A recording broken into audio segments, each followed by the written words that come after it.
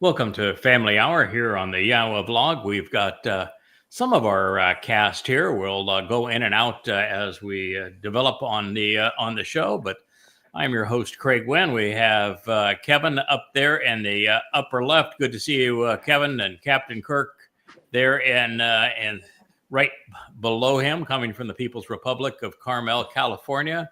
JB, a beautiful sunset there behind you. He's actually coming from Texas, where religion is number one and football is number two. And I'm told that football might be number one.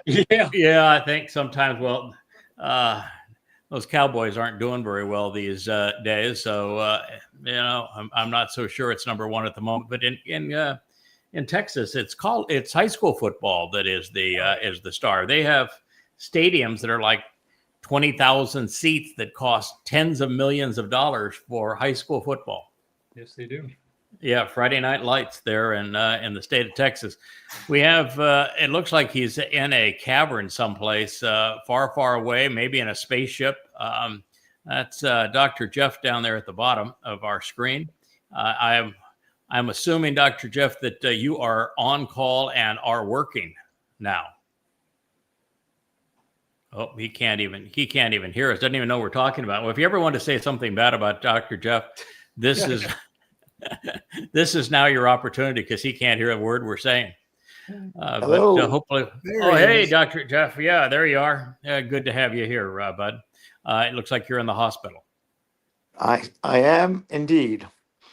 Yep. Anybody dying to see you tonight?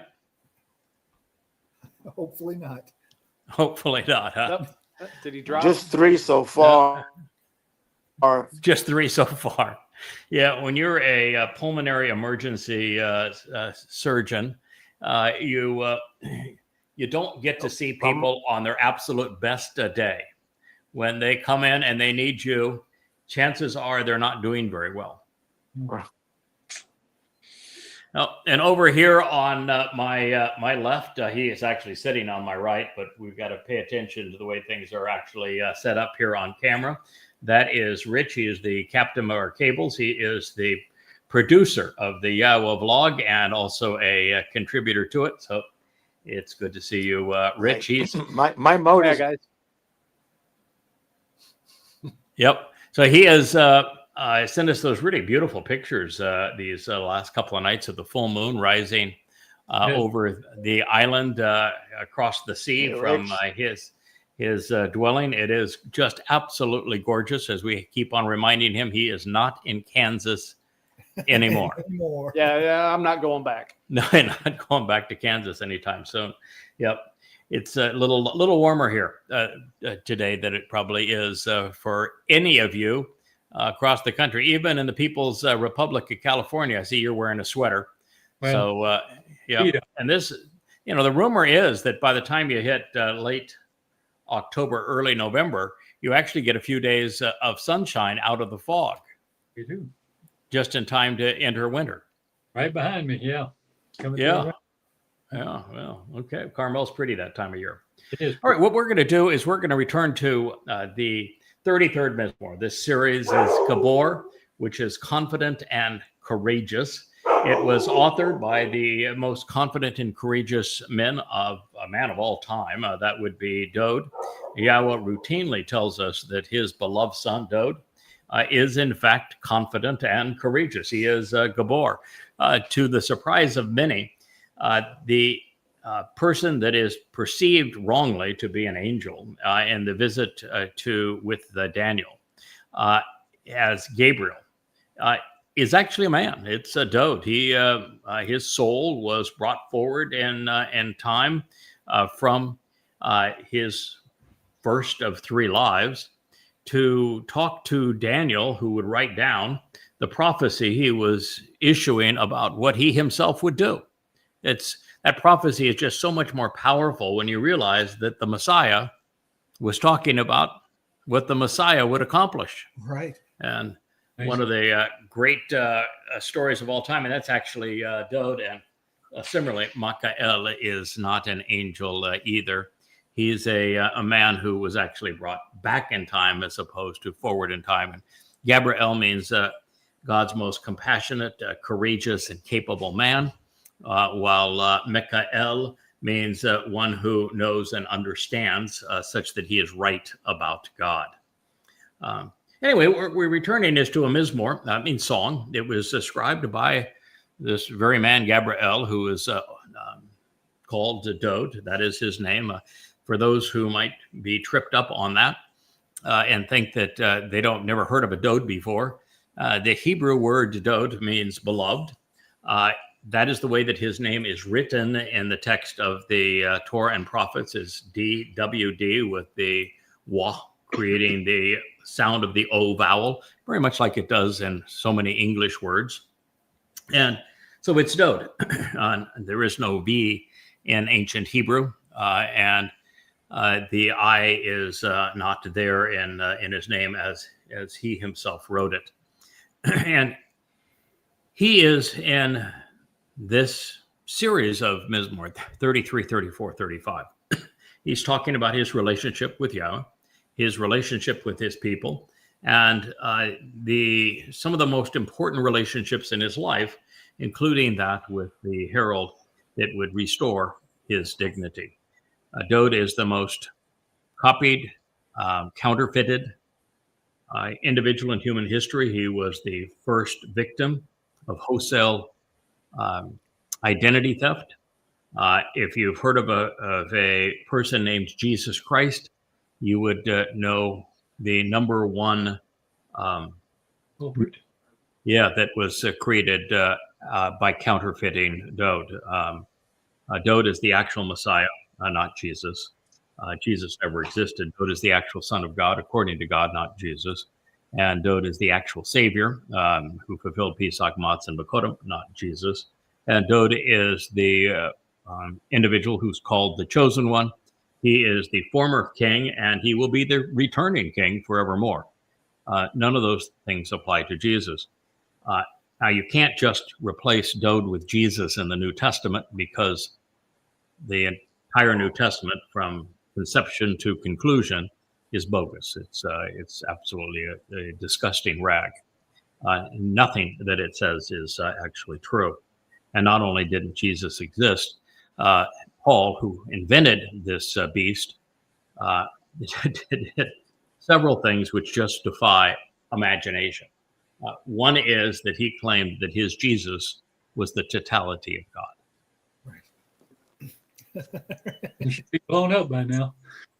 Wow. I mean, can you imagine you're going to create a religion where you have a mythical man, somebody didn't even exist, and you're going to say this mythical man is the totality of God. Your God is so small that all of him fits into a human form. Right. That is one wimpy, pathetic. Well, it gets better. Oh, it gets better, because the next thing that men killed God. The Jews in particular. Jewish men were so powerful, they managed to kill God. Without touching him. Okay. So that makes your God pretty pathetic. And then this God proved that he was God by bodily resurrection, which is one of the great myths of pagan religious mythology.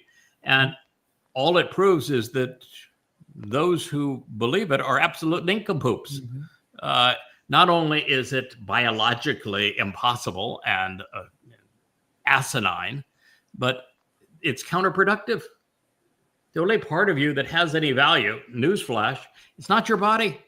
You know, Muslims, I'm telling you, you aren't going to go and have great sex with a bunch of virgins in paradise. There is no body beyond this brief life on earth. It's your soul that will go one direction or the other, or will cease to exist. So, no, bodily resurrection is going the wrong way. So, no, it did not happen. And of course, just further impugning the whole Pauline Christianity myth, Paul constantly tries to prove his lies by pretending that his Iousu Christou was prophesied, and that his religion, which would annul the Torah and replace it with, but I, Paul, say, believe my gospel, he never once quoted God accurately, never once named God, who's Yahweh, and never once cited him accurately, always misquoting him. Now, if you think that God inspired a man to constantly misquote him, then you are probably, religious and really stupid, by the way. And he then claims that he was called by this Iusu Christou. Of course, he has three different variations of the same story, and they don't mesh at all. They're all contradictory. And the one that's the longest, which you would think that's the one that he has the most complete recollection on, he actually cites a line from Dionysus. It's difficult to kick against the goat. Right. That's the most famous line from the Euripides play, where it's Dionysus that says, with an established religion, it is really difficult for you to oppose an established religion. And so he quotes Dionysus, puts those words in his imaginary God's mouth. I mean, it's truly astonishing. And then Paul, who, by the way, wrote the first 14 letters of the Christian New Testament. If you're a Christian and you believe that Matthew is the first book of the New Testament, you are a dunderhead. Matthew was a work of plagiarism, created no earlier than 95 CE, 3 generations after the fact, and it plagiarizes 3 sources, and 99% of the book is plagiarized from those 3 sources: Mark, Luke, and the Ebonim. So, no, it wasn't Matthew. And then you might say, well, how about Mark and Luke? Well, Mark and Luke were both devotees of Paul. They were part of Paul's posse. And they wrote the gospel according to Paul and didn't do so until 20 years after Paul wrote his first letter. And 10 years after he wrote his last letter, they wrote the gospel of Paul. That's the reason Paul never once quotes his gospel Jesus character, because quite frankly, he didn't exist and wouldn't exist for another 1 to 2 decades. So, These script writers weren't born yet. oh, God. Oh, but they'll say, oh, you can't say that he never existed.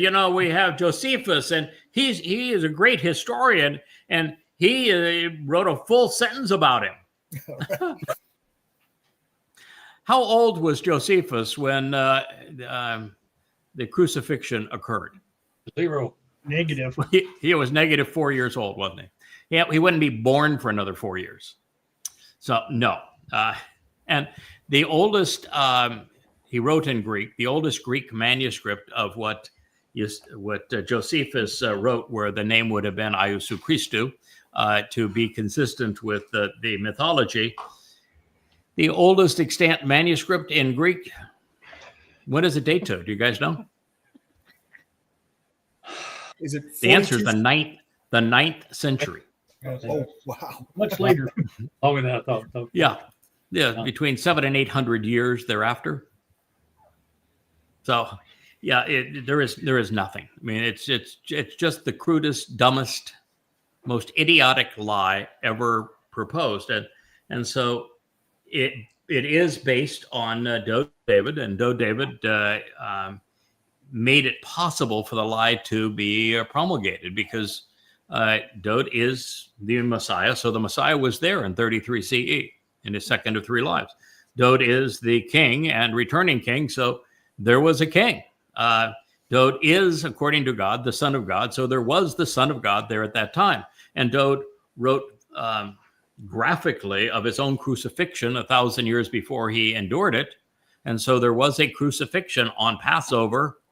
And there was a journey into Sheol, where his soul went into Sheol with our guilt, exactly as was foretold. And so that was such an amazing series of events. All Paul had to do is misname him, and then he could go forward with the lie. But can you imagine? I mean, there is zero reason that Rome would have crucified mythical Jesus. I mean, he's a doofus out there with his lovely little parables. never did anything to anybody. The one time that he is called the Christ, the one time he turns to Peter. Simone, who is later called Peter, and he says, "Don't tell anybody that. don't do that. I absolutely forbid it. Do not tell anybody that. The bad things are going to happen if you tell anybody that." So, and by the way, the comment was in front of Pan, which is the gates of hell in the Greco-Roman world, and the next line out of fake Jesus's mouth is "Get behind me, Satan," looking and talking directly to the very person who came up with the line, which, by the way, does not appear in any first, second, third, or even early 4th century manuscript. That line, "You are the Christ," and then, "Upon this rock I'll build my church," that whole discussion does not appear in any manuscript until Codex Sinaiticus and Vaticanus. And you know why it appears in those manuscripts and no place else? Because Eusebius wrote them. Eusebius. And he had a real problem. How are you going to have a religion called Christianity? How are you going to have a Christ if somebody doesn't make the declaration? And so he just wrote it in. And it's not found anywhere up until his time. Wow. So, there you go. But, if you're Dowd and you're appealing before the Roman authorities and they say, "Who the hell are you?" He says, "Who the hell am I? I'm King Dowd." You just happen to be in the city of Dowd. This is my damn city. I built the damn thing. We're here on the Temple Mount. I bought it. You want to see the receipt? Yeah, you're damn right I'm king. Messiah, anointed 3 times, pal. Yeah. You want to screw with me? Yeah, but I am the Son of God. Now, what are we going to do about that? In fact, what we're going to do about that is you're going to go ahead and crucify me because I wrote about it, 1,000 years before. So let's get this over with. And by the way, let me just fill you in on what's going to happen to you after you do this to me. Mm-hmm. Rome is going to start and you are absolutely going to fall off the planet. Every bad thing that could possibly happen to you is going to happen to you. And ultimately, you're going to be destroyed. And then there's going to be a church that's an absolute piece of crap that is going to grow out of you. And it will lie up one side and down the other, stealing my identity. And for that, every pope, every leader is going to go directly to hell. And by the way, I'm returning here. Mark your calendars.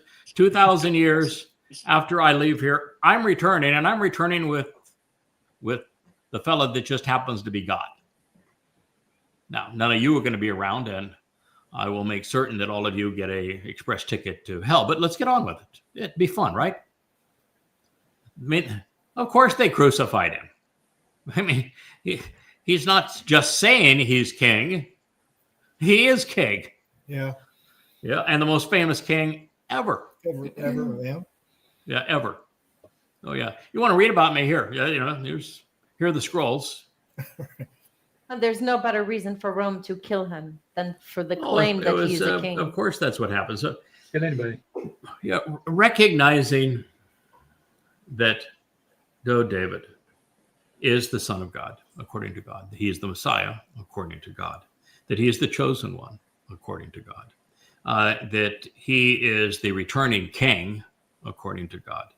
And that he volunteered to fulfill and then actually did fulfill Pesach, Matzah, and Bikuwrym as the Passover lamb. Then his soul took our guilt into Sheol to deposit it there, never to be seen again. And as the Bikuwr, firstborn of God, he was the one who ushered in Bikuwrym, which is firstborn children, all in 33 CE at the exact date that he said he would do so when speaking with Daniel, and that he is therefore in his second of 3 lives, our Savior. And that, of course, means that there was no Jesus. And that means that the most popular religion in the history of the world is nothing but the product of identity theft. It is one bogus lie after another. and has absolutely no validity. There never was a Jesus. Mr. Christ did not exist. It's all Dowd. And collectively, that is absolutely, unequivocally the greatest discovery in human history. Okay. That doesn't mean that we're going to get people to agree with it. You've got 2.5 billion Christians who you can prove that their religion is absolutely worthless. Like, for example, God's not a man, and men cannot kill God. And if you check every citation of Paul in your New Testament, you will find that it's misrepresented.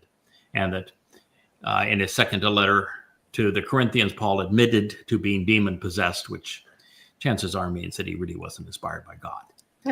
Chances are. Yes. So you can point all that out to them and prove it, and you're not going to change a Christian because faith trumps evidence and reason.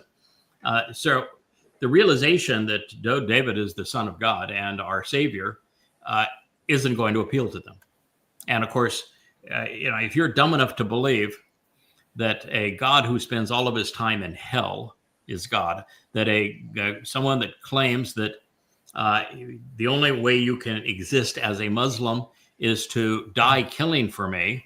And oh, by the way, if you look at a woman wrong in this life, you're going to die, but your reward for treating women like crap and raping them and then murdering lots of people will be a constant stream of virgins in paradise.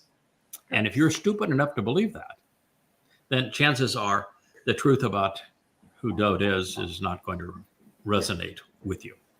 So we won't worry about Muslims trying to figure this out. And then you're dealing with religious Jews. They're the ones who created Christianity. They're the ones who created Islam. And when you listen to what they have to say about Judaism, I probably posted 100, maybe 150 of them. So they are absolute numbskulls. I once thought that the dumbest religion ever was Mormonism, maybe rivaled by Scientology. No, But it's no. Judaism. No, it's Judaism. I've been saying it all along. It's They are Judaism. absolutely out of their gourd. It is the superstitious, stupid, woo-woo, out of touch with total reality. Yeah, it is. It's easily the dumbest, most controlling. Very much. Religion Especially ever. of women. The rabbis have been the greatest curse to Jews ever. And it's one of the things that make a point of proving. So you're not going to convince them. And of course, you have a really high percentage of Jews and of young people today around the world who have flocked to Marxism. I mean, they just elected a Marxist mayor socialism, of, but it's in New York. And they're not smart enough to understand the history of Marxism. We played this game. I mean, and lost. The Soviet Union was a Marxist regime. Adolf Hitler and the Nazis, they were Marxists. And collectively, one killed 80 million people. The other one killed 55 million people. We played this game. Yeah. It didn't work. And not only were they murderous, but they suppressed all liberty. Totally dictatorial with these Marxists. And what they did is they drove all economic progress into the ground because there's no incentive for anything. And so no one works. There's no inventiveness. There's no incentive. There's no productivity. Everybody ends up dirt poor with no opportunities for anything. And your lives are totally miserable and completely controlled. And all you had to do is look at North Korea versus South Korea, or East Germany versus West Germany. Or look at where MAGA's dragging us. Yeah, just look at the comparison between the two, and you realize, boy, that Marxism is really stupid. And they elected a Marxist mayor of the city of New York, and I was elected because 85 or 87% of women voted for him because there's something really wrong with women voting. I'm just sorry, but just. Call a spade a spade. If you're 85% of you are voting for a Muslim Marxist, you're dumb. You're really you're dumb. You actually shouldn't be driving a car on your own. You most certainly shouldn't be pulling a tab in a voting booth. You're just not smart enough to know what's going on. And I say that as the foremost expert on Islam in the world. So Yeah, you're Yeah, just. never forget went out the window, didn't it? Oh, yeah. Yeah, I never forget. You know, that's the whole thing about 9/11. Never forget. And where are they now? I mean, how long did Yeah, that take? 9/11 was a 26 suicide bombing. years. And now you have a Muslim mayor of New York City. Promulgates It's just today's conspiratorial youth, and for some reason, women voters. The combination of the two is diabolical, and what they will do. Now, I can understand why people would say, we want to vote for anything other than Trump. If we were political, we would probably say the same thing. And Trump is the Antichrist. He is demon possessed. He is horrible. MAGAs are complete and utter idiots. So I understand on the other side of the equation, there ain't much to draw to. But when the lesser of the two evils is being compared to a Muslim Marxist, I mean, you are in deep shit. and you vote for the Muslim Marxist. Wow. Yeah, that's we are in terrible times. Muslim what Marxist you realize, miscreant. it's that in the times that we're living in, a message that is complex as the one we're delivering, and that is as far out of sync with modern sensibilities as Yahweh's testimony. It's at very best, we're going to appeal to 1 in a million people. I was having a discussion on X this afternoon with a really bright individual. He born in India, now lives, I think, in the Bay Area. But he just was such a delight to communicate with on X, because most people on X are genuine dunderheads. It's a cesspool of racism and anti-Semitism, MAGAism and Marxism, and it's neo-Nazism. It's just really an ugly place. And this one individual kind of stood out because he had some interesting comments, and he's just talking about how utterly foolish people have become, and there just is so little hope that you can reason with them. I think it really is that we're down to 1 in a million. Now, God's been down this road before. He came to earth and found Noah and his family to be the only people that would listen to him, that had left the influence of society to reject religion and politics, and were on their own. And he found that he could speak to Noah, and Noah would listen to him and do as he wanted. That was kind of I feel like we're building our own ark here. unique situation. And then, in the world of many millions of people, he found Abraham, who wasn't the sharpest tool in the shed by any stretch of the imagination. But Abraham and Sarah had left Babylon, and that was enough to begin a conversation. And ultimately, the narrative of the covenant was delivered to them. But oh my gosh, how disappointing God had to be in them, and the way that relationship turned out, or then with Yishak, or then particularly with Jacob, or even worse with his children, or even worse by 1,000-fold his descendants as he led them out of Mitzrayim. They were just malcontents. And I'm sure there's a medical term for the children of Israel in the Exodus. Jeff, what was that? What would that be? Anencephalic morons. Okay.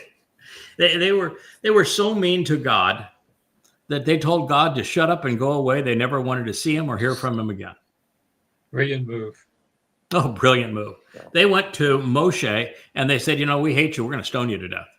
And Moshe said, God, why don't you just put me out of my misery? That's not how I really want to go. Can't you just kill me? Because these people are impossible. I want nothing to do with them. I want out of this deal, man. If you put me in a winless situation, I want out. And there is no dialogue from Yahweh on it. So you're just saying, Yahweh shaking his head. Okay, all right, you got a point there. But what are we going to do now? I'll tell you what, I got a couple of guys. If you can get them to the promised land, I'll take it from there. But between now and then, there we go. Keep the eyes on the prize, pal. Oh my. And then you look at Dowd. He finally says, okay, this is my guy. This is my chosen. This is the kind of guy I like. He is Gibowr, man. He's a man's man. He is courageous. He's confident. He's articulate. He loves love and loves to fight. He's my Never kind backs down. Yeah, he's my kind of guy. He's really smart. And I mean, he gets run over. I mean, just absolutely plowed into the ground first by his own people, led by King Saul, who hunt him down and try to kill him. Mm-hmm. And after all that mess is over, his wife turns on him and calls him a creep. And then after that's over, he has his son lead a revolution, a coup against him. Mm-hmm. And, his own son screws his concubines. I mean, Chase. And so Dowd is crying over all of this. So he obviously didn't succeed in it. And he's as good a man as there ever will be. And Moshe is no slouch. He was a fine man as well. And I can tell you, God's got some moxie. I'm sure that his speech to the Israelites was lacking in nothing, and they turned on him too. So it's a fun job that we've been given here. I guess the very fact that there's a few hundred of us at this point that are devoted to the cause, we have the high game score at this point. Right. Well, Yah's secret weapon is Medad. Yeah, Medad. Yes, Medad and Eldad, where when Moshe did his meltdown in Numbers 11, where God preceded him. So Yahweh wasn't in a position to criticize Moshe much for having his meltdown, because if you open the 11th chapter, God is torching everything, and he is so mad. Everything around the encampment is going up in flames, and so God's PO'd, right? And what else? How would you else describe it? When you burn up every living thing around the community because you're disgusted with the people, you're PO'd. And so then the children of Israel, they turn on Moshe, and they come to him and say, "Man, we don't like this deal. We want to go back to Mizraim. The food here is crappy. By comparison, we had, this, that, and the other thing back there. And we don't know what this or that or the other thing was, because no one knows what those words actually mean today. But nonetheless, they just thought, hey, they are not cucumbers. That is for darn sure. And they're grumbling about, well, life was better as a slave. Yeah. So Moshe just says, come on, God, just kill me. I don't want to do this anymore. Why in the world did you pull me out of retirement to do this? And so you look through the story, and it's really ugly. And so you look at the great prophet Yashar. I mean, he is brilliant. He's articulate. He's got 30 days to a bigger vocabulary, which I used to do as a kid. That was one of my fun things to do. It means I was definitely a nerd. I don't know what the sign is for nerd, but that was me. There we go. And Moshe's, Yashar, Isaiah's got a vocabulary that's bigger than all of the others combined. Right. And you have to have a separate lexicon just for Isaiah, for crying out loud. And he's devoted to the cause, and he's seen it all. He has, like, the first 10 chapters are, boy, Judaism is stupid. What in the world are they doing? Judaism is just the dumbest religion ever. God, don't you just hate this religion? And then he's introducing this choder, which is going to have the 7 spirits of Yah. And then he goes and says, oh, by the way, this is the fellow you're fighting. This is Satan. And it's going to be the choder v. Satan. And he gives you the whole rundown of what's going to occur. And then he speaks about how he was finally invited up to heaven. Yeah, going to get inside the pearly gates up there. He's having a powwow with God. Mm-hmm. And, that's how powerful that relationship was. God brought him up to heaven and said, all right, let's talk this through. And God says, so you want to see how it's going so far? Yeah. Do. Okay, this has been good, man. So God opens the door to heaven, and he says, what do you see out there? Crickets. Goose egg. Nobody. Nobody. Nobody. And not only was there nobody there, God took him forward in time a couple of thousand years, and he said, I've looked too, pal. There's nobody. There's not a single person who's willing to Right. listen to me or engage. Not one. And so, poor Yashar is saying, wait a minute, all of these words, all of this effort, and we got nobody, we got nothing to show for it. So I'm telling you, we do have the high game score at this point. And what Yahweh did for him is the same thing Yahweh did for Moshe, which is, by the way, the same thing he did for Dowd, which is to say, don't sweat it. Don't sweat it. I got a couple of guys. I got this under control.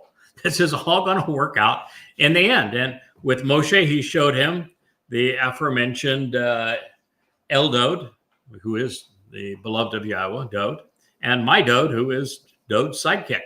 And they were prophets, and they happen to be the same fellows that came to Daniel to reveal those prophecies as Gabriel and Michael.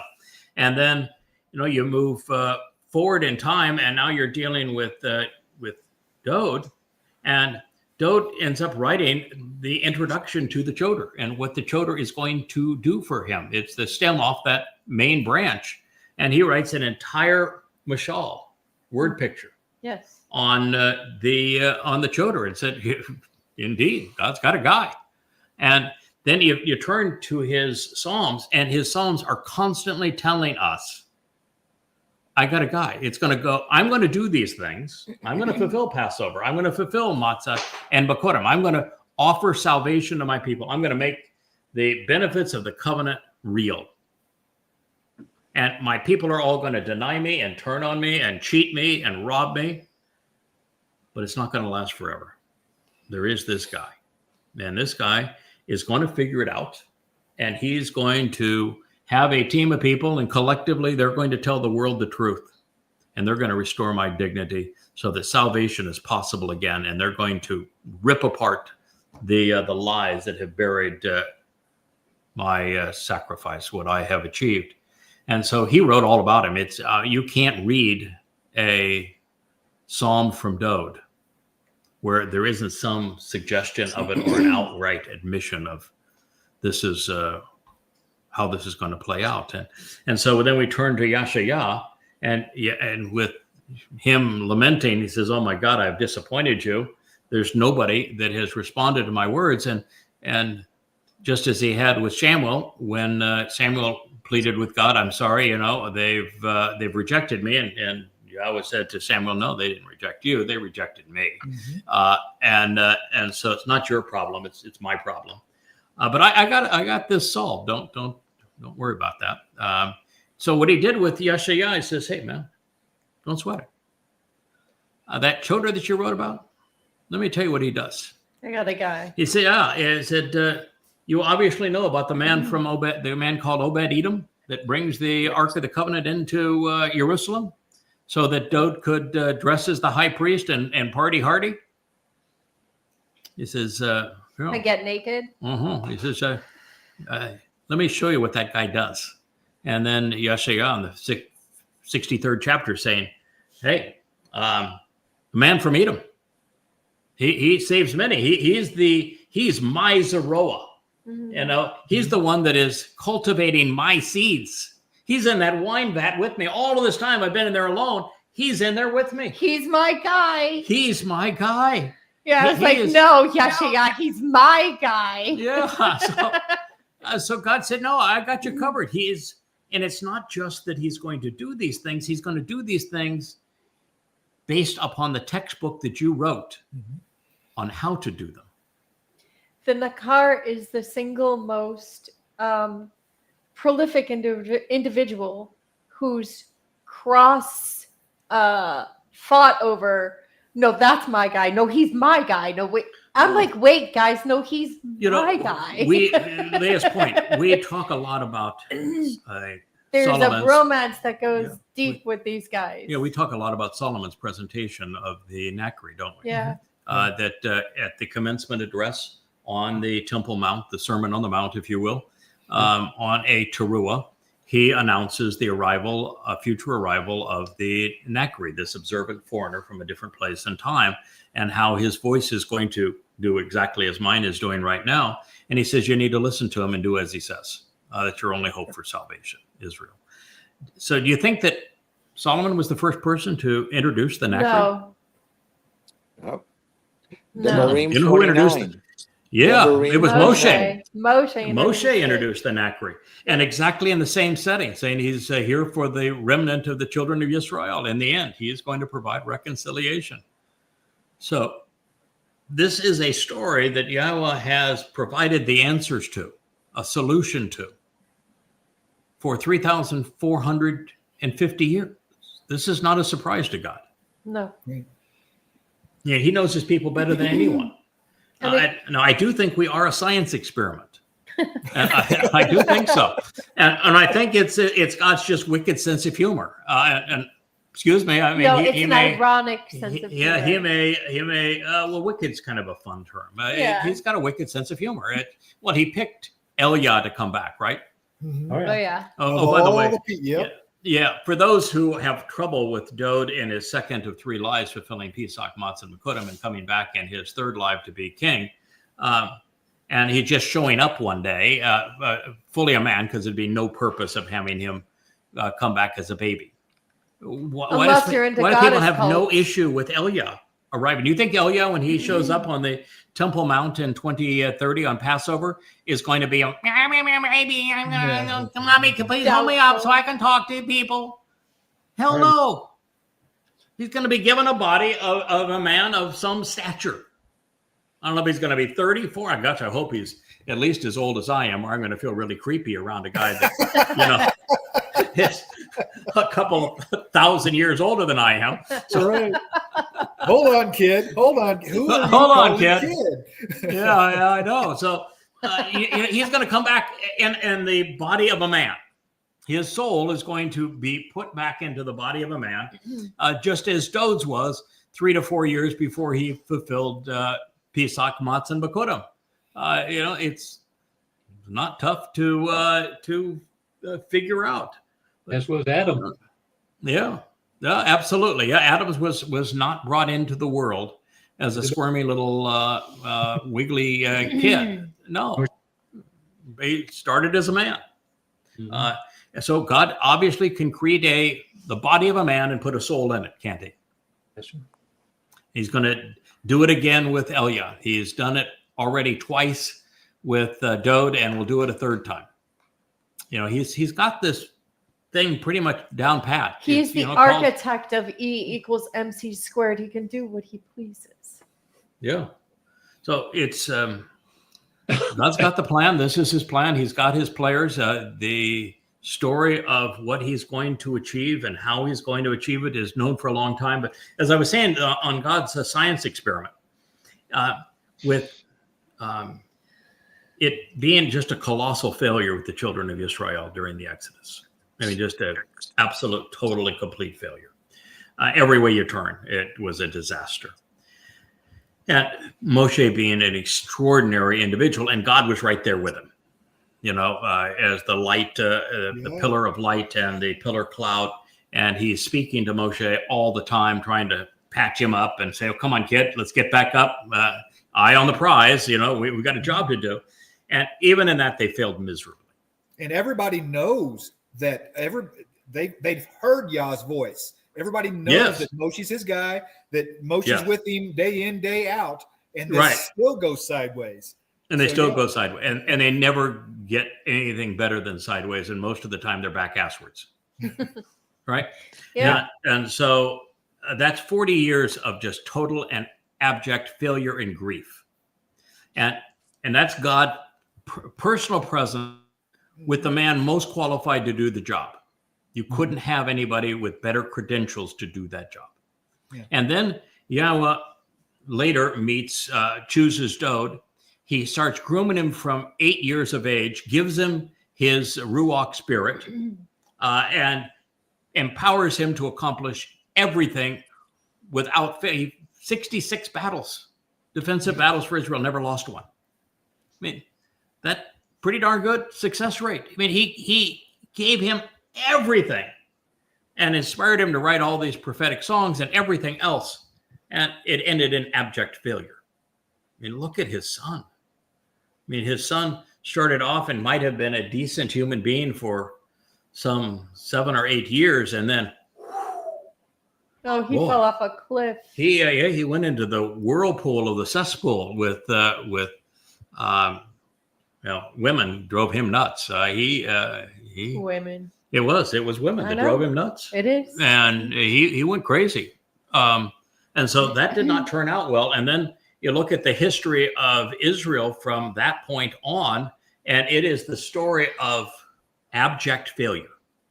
The Babylonians came to destroy them, and the Assyrians, and then the Babylonians, and you've just got one disaster after another. The Greeks, the Romans were vicious towards them, and then you have the first Muslims and the Roman Catholics, and it just goes on and on and on.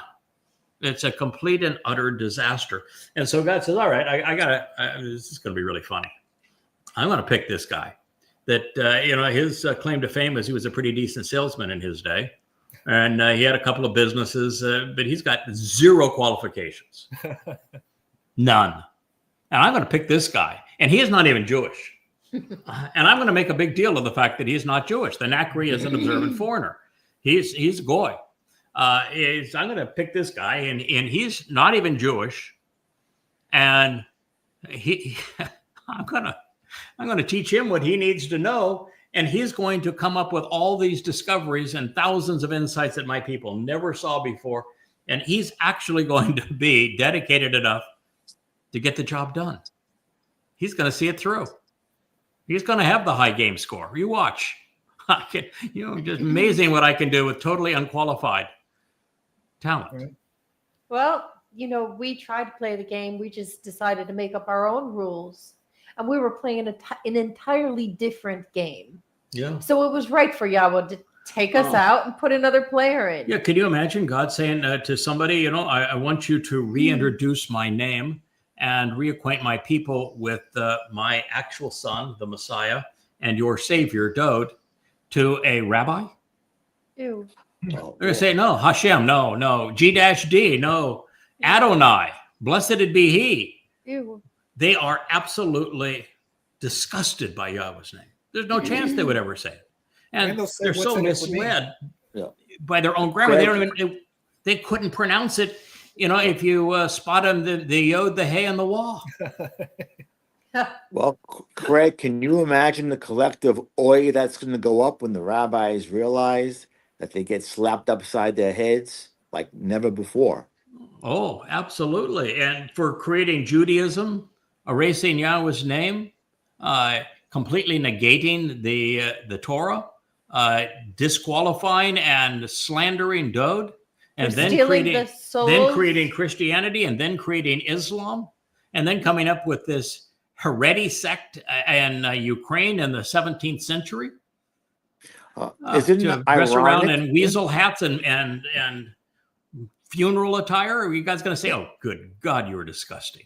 And isn't it ironic that the 3 Abrahamic religions that they created are going to be put into a name called the Abraham Accords, which are going to be the conduit to Yashar 17 and the destruction of Israel.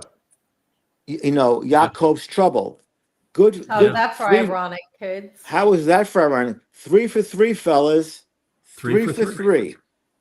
And you won't even defend Israel now. Yeah. You defend Israel. Complete parasites. Show up at protests with the Palestinian, with the Fakistinians, holding Fakistinian flags. Oh, absolutely. Do you know what they pray for? The destruction of Israel. Yeah. Because they want their unknown Messiah to come back. And when the actual Messiah comes back, he's going to roast and toast all of them. I mean, he is going to absolutely destroy them. I'm going to stand up and cheer. Oh, absolutely. That's what I'm of course we are. I'm going to stand up and cheer repulsive. for the billions of souls that they took. Right. I'll stand and cheer. So anyway, here we are. God decided that many, many, many thousands of years ago that he was going to embarrass his people back into a relationship with him by proving that they were so stupid that it would take a goy to get them back on track. So damn embarrassing for them that he could make this happen through totally unskilled labor, and yet they wouldn't lift a finger to even restore his name or embrace the fact that Dowd is his beloved son. So yeah, there's going to be some serious issues. So that brings us to why we are presenting the 33rd Mizmowr. And it begins, those who are correct, Sadakim. Mm-hmm. You probably ran across Sadak a few times, JB, in your translations. Oh, yeah. One of the most commonly used Hebrew words, isn't it? Hmm? Yeah. And it has a number of associated meanings, but they all pretty much fall in line. Correct, right, upright, Vindicated. Vindicating, yeah, acquitting. That's the meaning of the word. Those who are right, those who are correct. You mean it's not holy? Ew. No. Ew. No. I keep looking for holy. I can't. Yeah. No, well, there is a holy in Hebrew. Totally. Yeah, totally. It means diseased. Right. Yeah. So the Holy Spirit would be a diseased spirit, which means it would be demonic. And it comes from India, and they still have the words because I can read and speak Sanskrit. It's still choli. Yeah, choli. Choli in Hebrew, and it means diseased. Yeah. So those who are correct have chosen to overcome by singing and shouting joyously with YAHOWah. YAHOWah, for us to get the high game score here, we definitely had to do some fencing around the covenant. And this is the thing that makes this job so difficult and yet so possible, is that since God's not looking for a lot of people, he's looking for people with a great attitude. I think an attitude is the thing that means more to him than anything else. You know, if you were to list all the attributes that he likes, courage, compassion, steadfastness, devotion, intelligence, a sense of humor, all of these things, sense of humor, that a positive attitude is probably number one on God's list. So he's looking for people with a positive attitude, which means all those people that just are getting their jollies by degrading Yada Yahowah or demeaning myself or Leah or all covenant members. That last one, Kirk, by the little alcoholic woman that's the cutter that has so many psychological issues. That was a real joy, wasn't it? And Kirk, I mean, Jeff, I'm sure you saw it as well. What she had to say about my wife. Oh, yeah. I didn't read it. It's beyond repulsive and disgusting, and she's bought her ticket to a low place in Sheol. She did, but the very fact is that kind of attitude, and she's being played by the maestro of the psychopath women, and her little ilk wound up like a little top. But that attitude that they display, where all they want to do is to moronically rip apart this library that has finally revealed who Dowd really is and restored the Son of God's dignity, and they want to destroy that attitude, not welcome. She's just like Israel. They piss on the truth. So you're either singing joyfully about what God is revealing, or you're just not welcome. So we're not trying to have a large following. Pardon? Craig and Leah, not only are not welcome, Yah says they will be negated.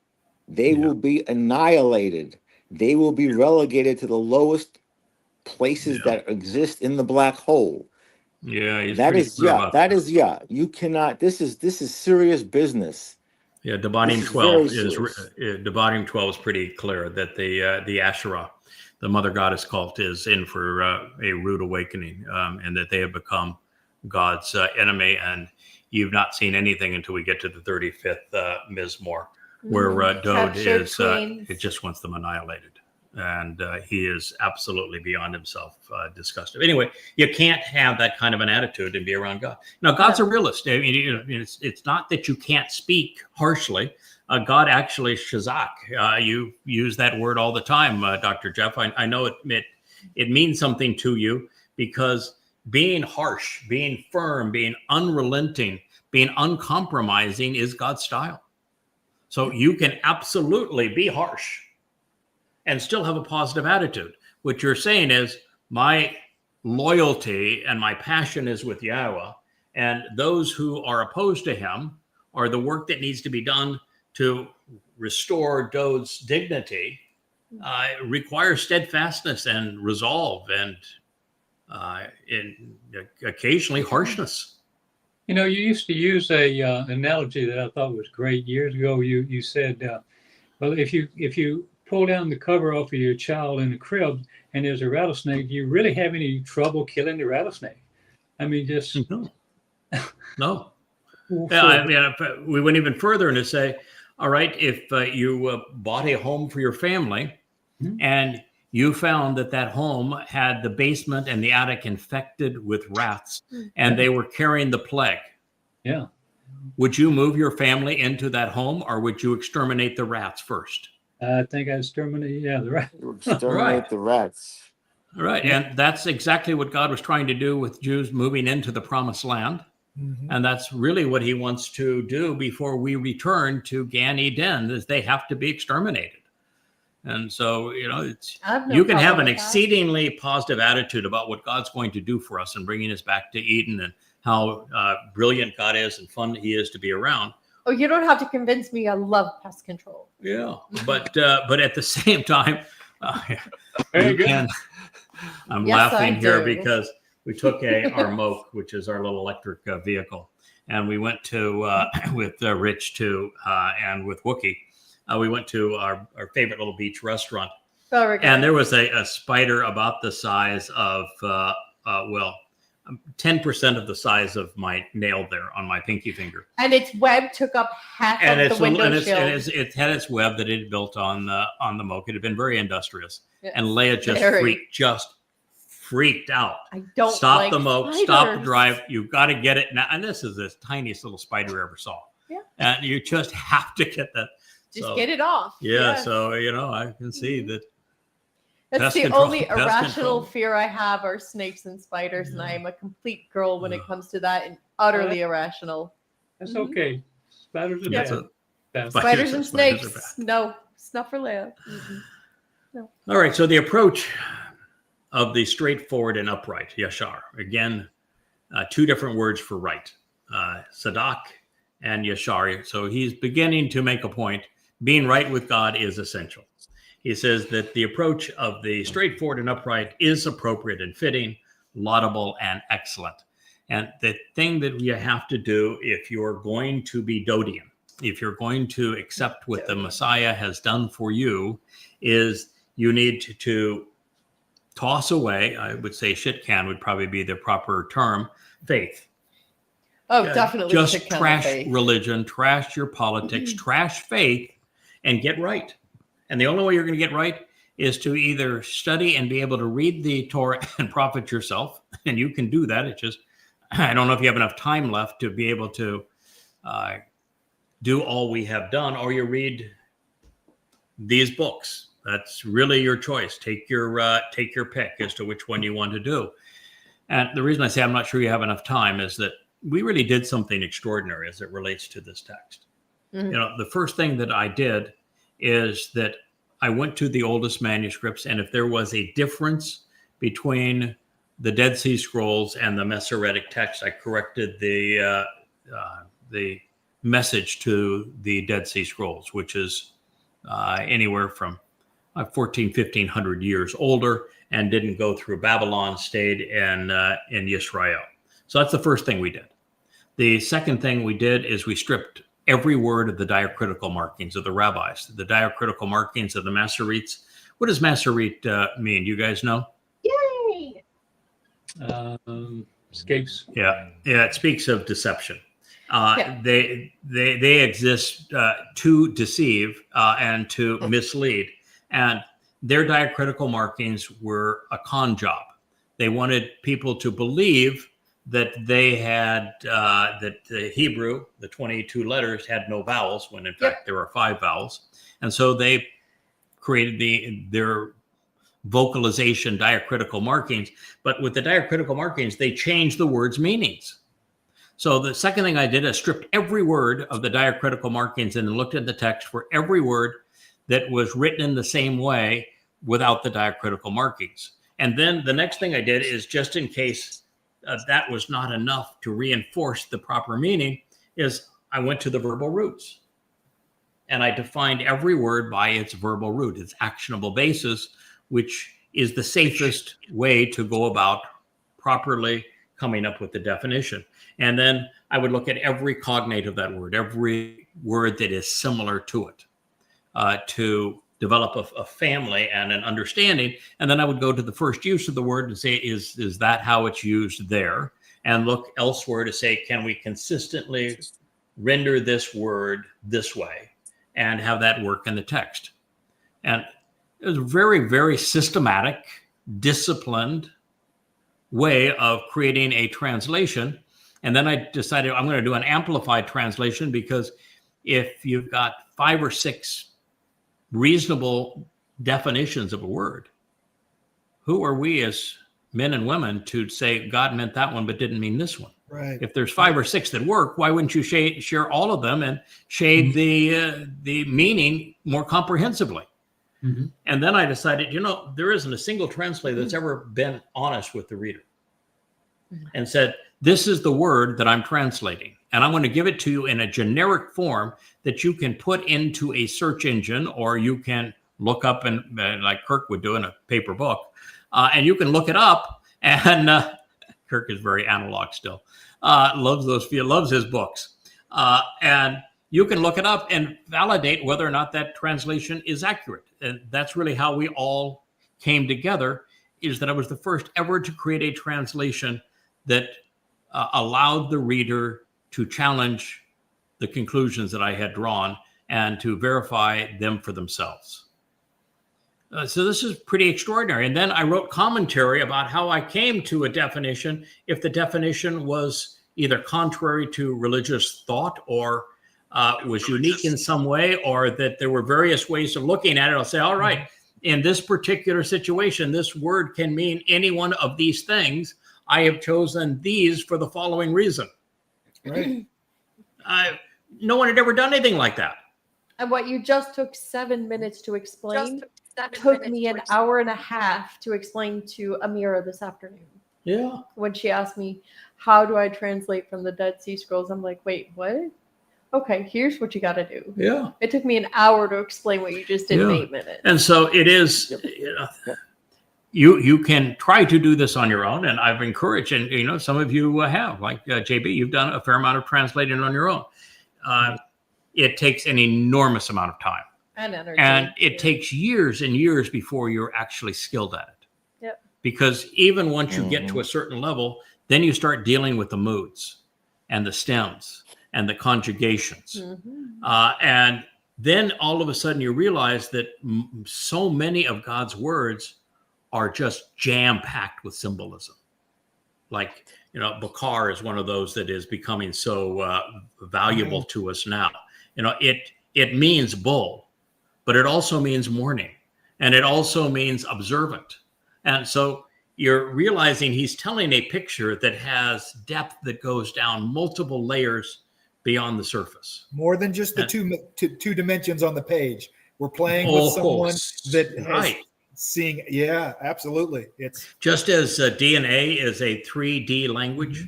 We write in English or another language, it's all flatland on a page. Well, DNA is a 3-dimensional language. And I think that God created Hebrew as a dimensional language and then you're also dealing with the fact that in Hebrew, the words are verbs in particular are like light. Yeah. And that means that they simply exist in time. And they move. They're in the fullness of time. There is no past or present or future tense. Verbs are the only constraint on time in Hebrew verbs is the imperfect and the perfect conjugation, with the imperfect saying this is something that is consistent and continual over time, and the perfect is something that is truncated or finite in time, but it could be finite in the past, the present, or the future, which means that this event is a one and done kind of thing. And it gives you so much depth and such a full palette. And then you begin to get into, what is some of the gender implications in the words? And, you can go off the deep end and say, well, Towrah is a feminine noun, therefore the Towrah must be a woman. Say what? Nefesh, which is soul, is feminine. Therefore, when it's Dowd's nefesh that's carrying our guilt into Sheol, Dowd turns transgender on us. Right. Yeah, no. But you still, you realize that there is an enormous benefit of a language that has male and female nouns, because then you can use pronouns and you can look what was the last word in the previous statement that applies masculine or feminine, singular or plural. It's marvelous, but it takes enormous amounts of time. And I don't even think you can do it even mediocre until you've come to know Yahweh. You really need to know who he is, what he's offering, what he expects in return. He is consistent. He is truthful. He communicates on many levels simultaneously, and he has one overall story that he's telling, and he's telling that one overall story from 1,000 different viewpoints. Right. And so you have to know him. You have to know his story to get it together. And what I've also found is in doing this, until you have invested upwards of 100,000 hours, that's a lot of time. In my case, is that 24 years, 10 to 14 hours a day, 6 and 7 days a week. Now, that's a lot of time. Mm-hmm. But it wasn't until about 6 to 12 months ago that the floodgates just opened up. You had to develop such a foundation of knowledge. It's about a year now. And understanding to the point that you could look at a text that you have read 100 times. And just get it. And all of a sudden, it clicks. Wow, that's prophetic of what we're doing right now. Thank you for writing the script. I'm glad I saw it in time. And you could have tried to render it a year prior to that and you'd missed it. That you really have to grow up. And it's the difference between Yahweh working with an infant and working with an adult. Well, you don't have to. I mean, you can go join the multitudes of other cults out there. Oh yeah, that tell you what to believe. So it's really I think it's a great joy, and God didn't want to do it the easy way.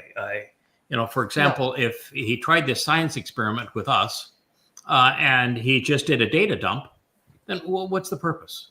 Yeah. Okay, so what? You did a data dump, and they're regurgitating what you said. So. Push play on the recorder, and there you got it.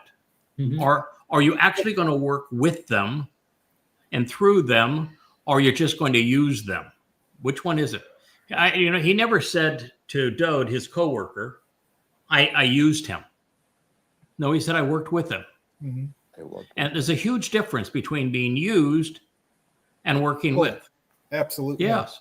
Because it just negates your free will. And it also pulls, each of the prophets have their own life experiences and have their own perspective in the way that they write, in the way that they disseminate the message. Right. And it's the same thing, with you, that it has to be, you have to have your perspective to be able to disseminate it to this time. Because a data dump, all that gets wiped away, you lose it, And you have to have divine empathy. You have to be attacked. You have to be kicked. You have to be spit at to have divine empathy so that you understand what Yahweh has gone through and is trying to achieve with his people. No one has augmented defined and spent the amount of time to just get his message across in the way you have. All the words and all the hours. Beautiful example is the word, even in the right context, of like Yisrael. Mm-hmm. It's a wonderful example, and one of the things that I think drew most of us to your work, again, at the beginning, was the name. It began with the name, Mm-hmm. But the manner in which you've been inspired, and it's taken all this time, that's no coincidence. That's It may have why you started have. with the. Sorry. Yeah, No, that's God's style. He would be accomplishing nothing if he used me or anyone else as a machine. No. He's not building a relationship. He's not showing the value of the relationship. He's not teaching anyone. He's not acting as a father. It is absolutely useless. There's the naysayers that say, well, you can't speak for Yahweh unless you get everything right the first time, have no concept of what God's trying to do with us. He's trying to show, I can take a person and I can equip a person to be my son or my daughter. I can help them grow up with me. I can teach them. I can guide them. I can prepare them. I can inspire them such that they are able to go out and actually speak and convey the message I want conveyed. And we together can make something extraordinary happen. And that gives God a sense of pride. 2 Sam 6. And 2 how Sam about 6 now. Obed, Obed-Edom. Obed-Edom. And how about the I don't want to use the term, but I will, the second coming of an Esau. How do you like that, rabbis? Yeah, I know. It's amazing, the depth of the story. The thing that is the most charming to me about the story of Obed-Edom, and for those that don't know, Dowd was desirous of bringing the Ark of the Covenant into Jerusalem now that he had acquired the city and the Temple Mount. And he had put a tent of the witness up there on the top of the Temple Mount, and he wanted to bring the Ark of the Covenant in. And as they were bringing it in, there was a bakar pulling it, which is a bull. And there was a numbskull that while this bull was pulling the Ark of the Covenant, which, by the way, is not the way it's actually supposed to be carried. It has these long poles and you get people on both sides. But a bull was pulling it because that's what God wanted to display, that it would be a bull that would position the Ark of the Covenant in the right place. And you have a numbskull that decided, while it's going over a threshing floor, which means it would be a level floor, that he'd reach out and touch it. Like he was helping that bull pull that Ark of the Covenant in. And God said, you're dead. Just like that. Right. Killed it. And Dowd said, what the F? Yeah. You just killed him. Why would you do that? What's going on here? Yeah. The guy just touched the Ark of the Covenant and you killed him. And Dowd went into conniption fit. Dowd just says, then I've got no clue here. I don't know how to bring the Ark of the Covenant into Jerusalem and put it on the Temple Mount. Yeah. I give up. And by the way, God, I think you overreacted. Yeah. And so it was a learning experience for Dowd. And God found a guy. He had that guy picked out for, maybe back billions of years. And the guy's name was Obed-Edom, the man who does the work of the man from Edom. And Edom is such a great name because it is based on Esau, who is the eldest brother of Jacob. And so by using Edom, what he's doing is saying, I'm going to restore this damn fractured family. I'm going to make you whole again. And the guy's coming from Edom. He's doing the work from Edom. And the name means, Obed is Abad. It means to work, to do the work that needs to be done. And he has Obed-Edom take in that Ark of the Covenant. And, he's taking care of it, having a great time with it. God's just saying, hey, that's my guy. And everything is going well and right. And so Yahweh has a little meeting with Dowd. And said to him, young man, do you see what's happening here? you have an understanding of what you missed on the Bakar? Have you not read Numbers 19? I told you all about it. Have you not read Numbers 12? Told you all about it. Numbers 15. How about that? Numbers 5. That we're fixing your bride with a damn bull on Numbers 5, and that happens to be Numbers 19. You've read the Torah, right, Dowd? Why is it you don't understand what I was doing with the daggone bull? And Dowd says, "Oh, okay, I get it now." Obed-Edom, fixing the relationship. Fractured family, I get that too. And so Obed-Edom has the responsibility of now bringing the Ark of the Covenant into Jerusalem. And what does the king do? Well, Obed-Edom, who happens to be the man from Edom that Isaiah talks about in the 63rd chapter that saves many, then in the end, he is literally the savior for the remnant of Israel, the same guy. And he says, okay, you got this under control. You're doing the job that needs to be done to position the Ark of the Covenant where I need it.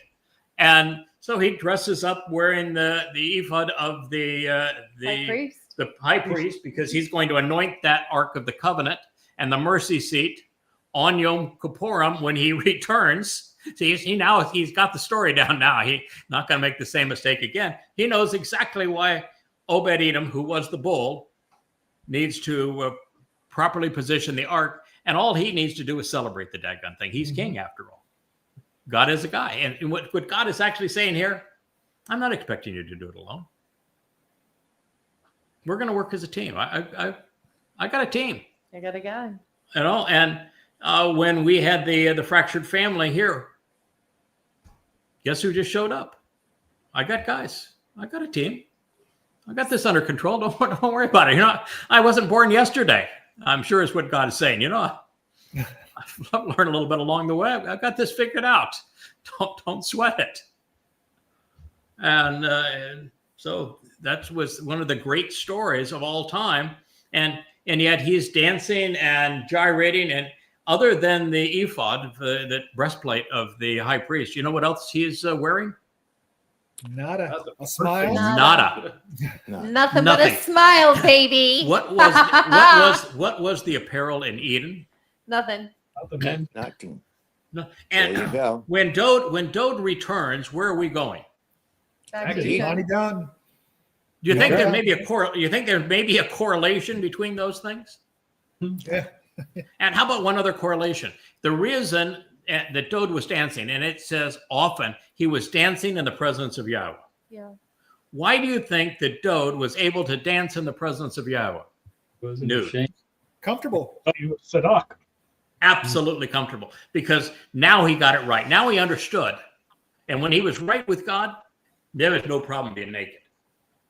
When he was right with God, absolutely no problem with being naked. And that's the point he was trying to make to his nitwit wife, who tried to besmirch his reputation and condemn him. When you're right with God, For not being you're going to have no modest. problem being exposed. You're comfortable, you're confident being in God's presence under any circumstance. It's one of the great stories ever told. Yeah, you know what Yahweh did to the wife? Made her barren. Yeah, he did. After Dowd has the greatest retort in all of human history. You are going to have to be on your. We'll get to it because it's part of the series. You're going to have to be on your. Don't give it away. You're going to have to be on your game if you're going to keep up with Dowd going forward. And if you realize you're playing to a party of two, and you've got Dowd and Elia at the entertainment section. Can you imagine being at dinner and you're going to keep up with them in terms of dialogue, and there's a little sarcasm going along, and they're kind of knifing each other, and they're kind of poking you in the ribs? Do you think you want to play? You better bring your A game if you're going to play with those two. That's right. And if you back down and you don't play, you're going to lose respect. So, you're going to have to have. And for those who've never been to a Jewish sit down, you better bring your. Oh man, Dowd and Elia. Man, I thought I was pretty sarcastic and had a pretty keen wit, but I'm going to have to brush up to be in their company. You're pretty good at it too, there, Kevin. You've got the knife tongue when needed. Oh, just let Leah loose. Yeah. Leah says Leah's will slice, but Leah sometimes nuclear. They have to, nuclear. Yeah, They say nuclear. Yeah, Yahweh uses I've been chazak. He does described. not use nuclear. I'm just going to be happy. I'm just going to be happy that I'll be able to understand what they're saying and not have to learn Hebrew to be able to keep up with them. You know that. Or the story, because if you don't know the story, God's story is the story we're taking in. We're going to be celebrating this story and how what happens when a ram, a bull, and a goat come into your stable. What's going to happen? We're going to be telling these stories for a long time, and it's a great story. So anyway, we've gotten all the way through 33:1 here. That being right is laudable, and actually, I'm glad that you had this idea that we should summarize these things, Rich. Really, no problem. Really good thinking there. Choose to express your appreciation, conveying what you know. See, Kevin, you're right. You know the stuff. Choose to express your appreciation, conveying what you know, while extending your hand for Yahweh. Make an effort, man. Engage. Extending your hand means do something. Yeah. I responded to a post on X today, and somebody asked, why do you think that God asked a 600-year-old man to build the ark instead of just saying, whammo, there's an ark? Because the whole thing was, I found somebody I can talk to. This is going to be fun. We're going to build this thing together. It's going to be a tremendous sense of accomplishment and pride. And then at the end of it, we're going to be able to say, Noah is saved because he listened to Yahweh and did what he said. Right? That's what he says here. Choose to express your appreciation. Conveying what you know while extending your hand. Yada. I like that name. This is a yada with a hey at the end of it. And extending your hand is for Yahweh. While on harp or lyre, along with 10-stringed instruments, which would be elevating instruments, play uplifting music to him. What's interesting is that there really are 8 notes that are part of an octave, and instruments, very seldom go beyond 8 strings and this sort of thing. It's almost like saying here that we're going to have 8 is the number of infinity, and I got a couple of guys. So we're talking about infinity, and I really have a couple of guys. Of your own free will, sing a restoring and reaffirming song to him. That's what we're doing. We're restoring Yahweh's name. We're restoring the dignity and accomplishments and accolades due his beloved son, Dowd, who is our Savior. We're restoring the relationship with Yahweh and Yisrael. And I believe we're the only content creators out there who actually make songs dedicated to Yahweh's name. That is correct. Absolutely. And here we are restoring and reaffirming this song to him of our own free will. And I wrote in this introduction to what will be the opening chapter of this book, Coming Home 4, that, when I signed up for this mission, I thought it was going to be anonymous. And anonymous is cool, man. Yeah, you get all the opportunity with none of the responsibility when you're anonymous, right? It's really cool. You're not anonymous, and that's bad. You got to put on your big boy pants. Oh my God, not being anonymous is just terrible. And I remember, just on a very simple way, I started a business in a little town in Virginia, Charlottesville, Virginia, and it was the largest employer in that town. And I had no anonymity. I couldn't go to the grocery store without having 10 people come up and want to talk about their jobs and the opportunity. It's wonderful. People loved. I was really nice to people. I really tried to buoy them up. How much did you get done in a day? Not much. But every place you go, you were always visible, and even people that wouldn't come up to you were pointing at you and talking. And oh my God, I craved anonymity. It's why I moved to Montecito, California, behind the hedgerows, where nobody knows anybody. Behind the hedgerows, And huh? it's why finally when we met Leah, I said, let's just go off to an island someplace. No, Leah said, no, Yeah, I'm not yeah. staying here. Let's go. Oh my God, let's go to an island someplace. Please. This is too Anonymity is much. great. Yes, Anyway, it's so wonderful. I'm here. I'm working with Yahowah. We're discovering lots of fun stuff. Rediscovered his name. Say, well, that's worth a lifetime worth of work. What we can retire now, right? And then we come to this. Dad, you remember you were there, Kirk, when we did this. We came to Towrah, and because I was writing in a series called Observations. There's 5 volumes of a series called Observations, and we started with the Proverbs, the Mashal of Dowd, and we went from them into Yashar, Isaiah, and we came to the 11th chapter, and There it was. and there it was, man. You're hit by Oh, let me tell you, folks, he was so depressed. oh my He was God. so depressed that I actually had to get gruff with him and Sadak and be like, put your big boy pants on. Oh. This is your responsibility. And I remember that I said, this is what because we had a number of people that were very active at the time. I said, okay, this is what I've come up with. This is my most accurate translation of it. And I'm trying to deal with what this represents because, we're up against it in terms of time for Yahweh's return. And there is nobody who has ever fit this bill. And now what are we going to do about this? And you remember that, Kirk. In fact, everybody chimed in and said, well, I think that means this. And I said, well, I don't want it to be that. That's not good. That's really, really bad. Come on, we're the last person to accept it. But the very first thing you do is you just said right here, of your own free will, sing. Yeah.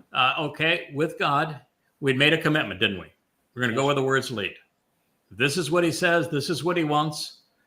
It's always worked out well in the end. We're going to do what he wants to do. He's smarter than us. And I might have come dragging and kicking my feet, but there we were. Yeah. And then we ran into the Nakri in 2 Chronicles 6 because we were chasing down what Zeroah meant. Mhm. And then we ran into Zeroah and Isaiah 53, and it's going, oh, come on. Now, how many of these are we going to find here? And every time I had to tell you to put your big boy pants Every on. time. And it was 10 times, and then 20, and then 50, and then 100, and then hundreds. And then came my Palmoni, which was just fun. Yeah, when we finally got to my Palmoni, I just said, okay, God, if you do any more of this, I might have to have second thoughts about this. I'm not so sure about the my Palmoni thing. And then the I salesman had showed up. fun with it. So of your own free will, sing a restoring and reaffirming song to him. Choose to do so cheerfully, performing appropriately, while playing instruments during. Guess what word is next? Taruw'ah. Yeah. Taruw'ah. Taruw'ah. Bum, bum, bum, bum, bum, Yeah, you know what bum, day of the year it was when Yahowah said, "Hey, young man, would you like to come work for me?" I happen to be God. I've got a job for you." And I'm Taruw'ah saying, 2001. Taruw'ah Yeah, 2001. Taruw'ah. 2001. And what is the day that this job culminates and has its most important The day of mark days. on the world? The day of days. Taruw'ah 2033. That is correct. And so Taruw'ah is actually the day of the herald. And Yep. so what is Dowd saying here? You're going to perform appropriately while playing all of these instruments. And you know what the instruments are that I play? None. No, The pen? I actually do. Great. I play the keyboard really well, but Okay. it's not. I actually did learn to play the piano, but I'm talking about the keyboard that's got the Alphabet on it.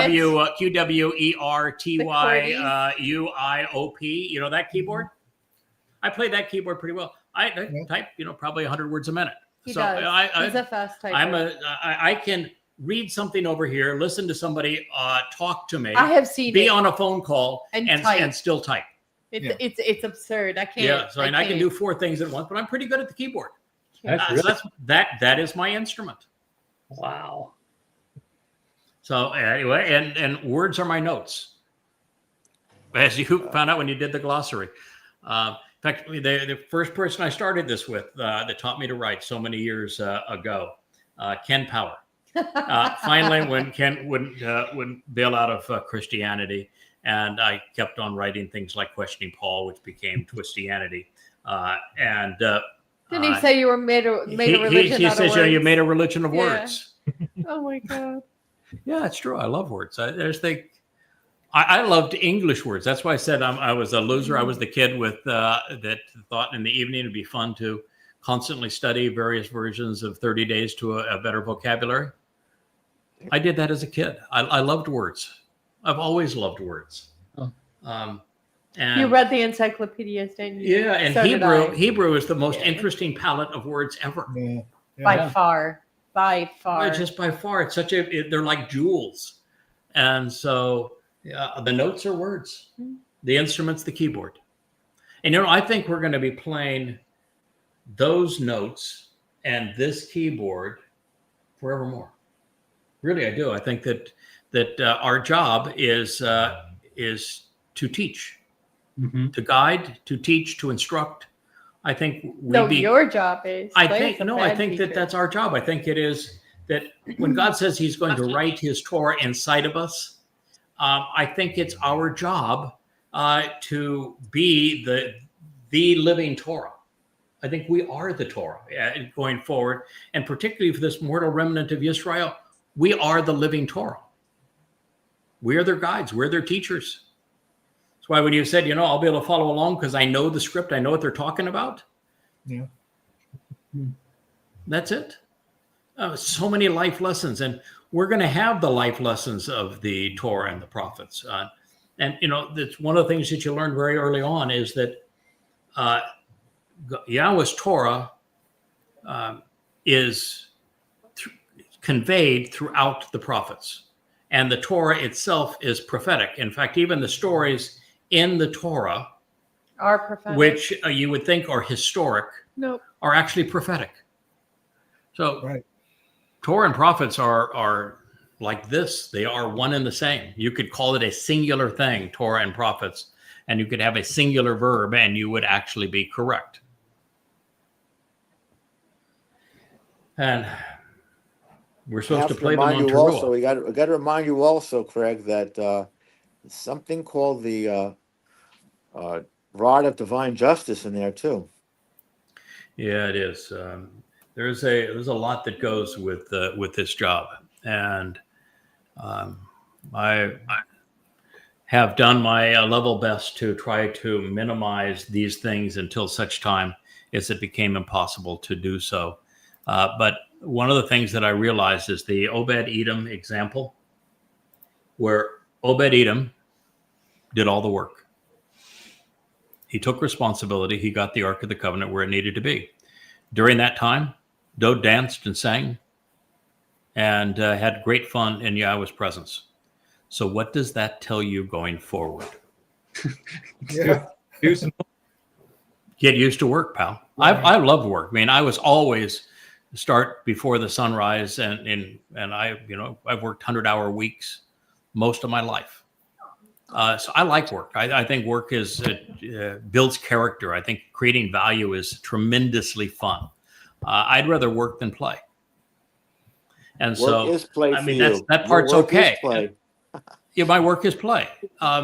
And so it became. You read that story, and God's consistent. What He is basically saying: this is my son. He's my firstborn son. I really, really, really love him. I really enjoy his company, and somebody's got to do the work. And so he's going to delegate. It's going to be the Obed-Edom situation again. Now, that's not a bad thing. First of all, we love work, and it is very rewarding doing what we're doing.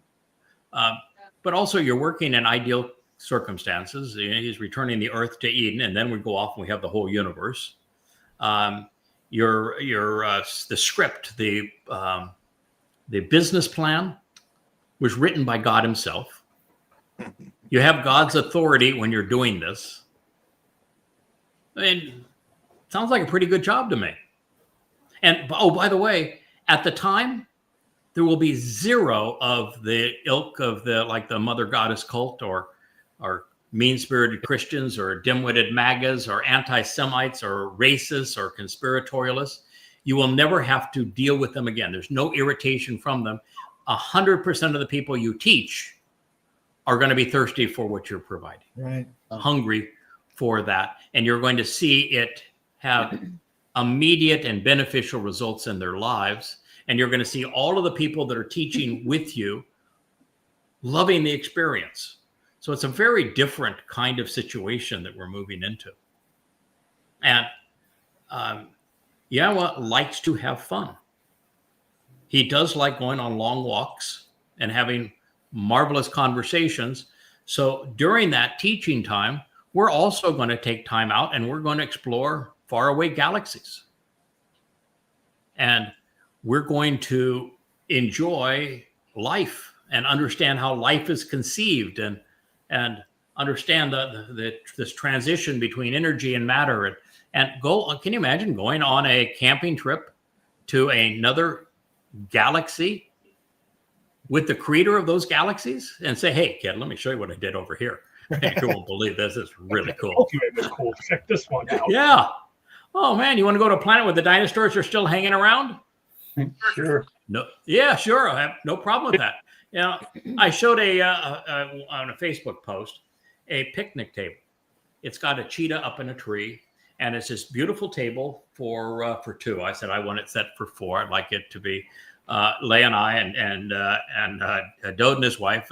We can do it also, but you know that my go-to moment was, wouldn't this be nice if it was Dowd, myself, and our wives, and we had many of the other animals all around us. We have this beautiful sunset on the Serengeti, and here we are on this wooden table with this beautiful setting. Wouldn't that just be amazing to be able to enjoy that moment, to smell it, to feel it, to touch it? And I think that's what we'll have lots of those moments. So God, by mentioning Towrah, we could do, and we have done, months of shows on Towrah. Towrah isn't just a casual, oh, by the way, the herald sounds the trumpet on Towrah. Towrah is everything. Mm-hmm. Really, it's everything. I mean, Dowd has fulfilled Pesach Matzah Bikuwrym, and he's delivered the benefits of the covenant. But there are no beneficiaries without Towrah.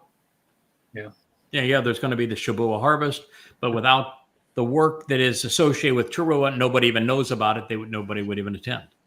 Mm-hmm. And without Towrah, there is no mortal remnant of Yisrael that's brought into to Jerusalem around the Temple Mount to be purged of their religion, to serve as that cleansed adulterous woman that is then betrothed to Dowd upon his return as his bride, and then our return into Gan Eden. All of that is possible because of Towrah.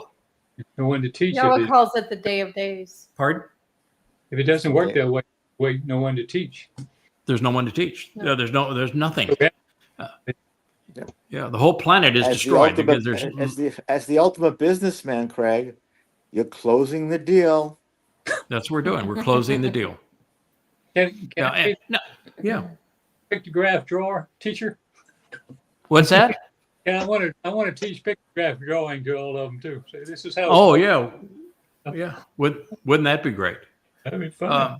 But yeah, I just think that it's that by putting Taruw'ah here, God is saying, Dowd, yeah, it's been rough, but this is going to be the greatest show on earth, and it's all coming down to Taruw'ah. And I'm eliminating all the naysayers. I'm restoring the earth back to the conditions of Eden.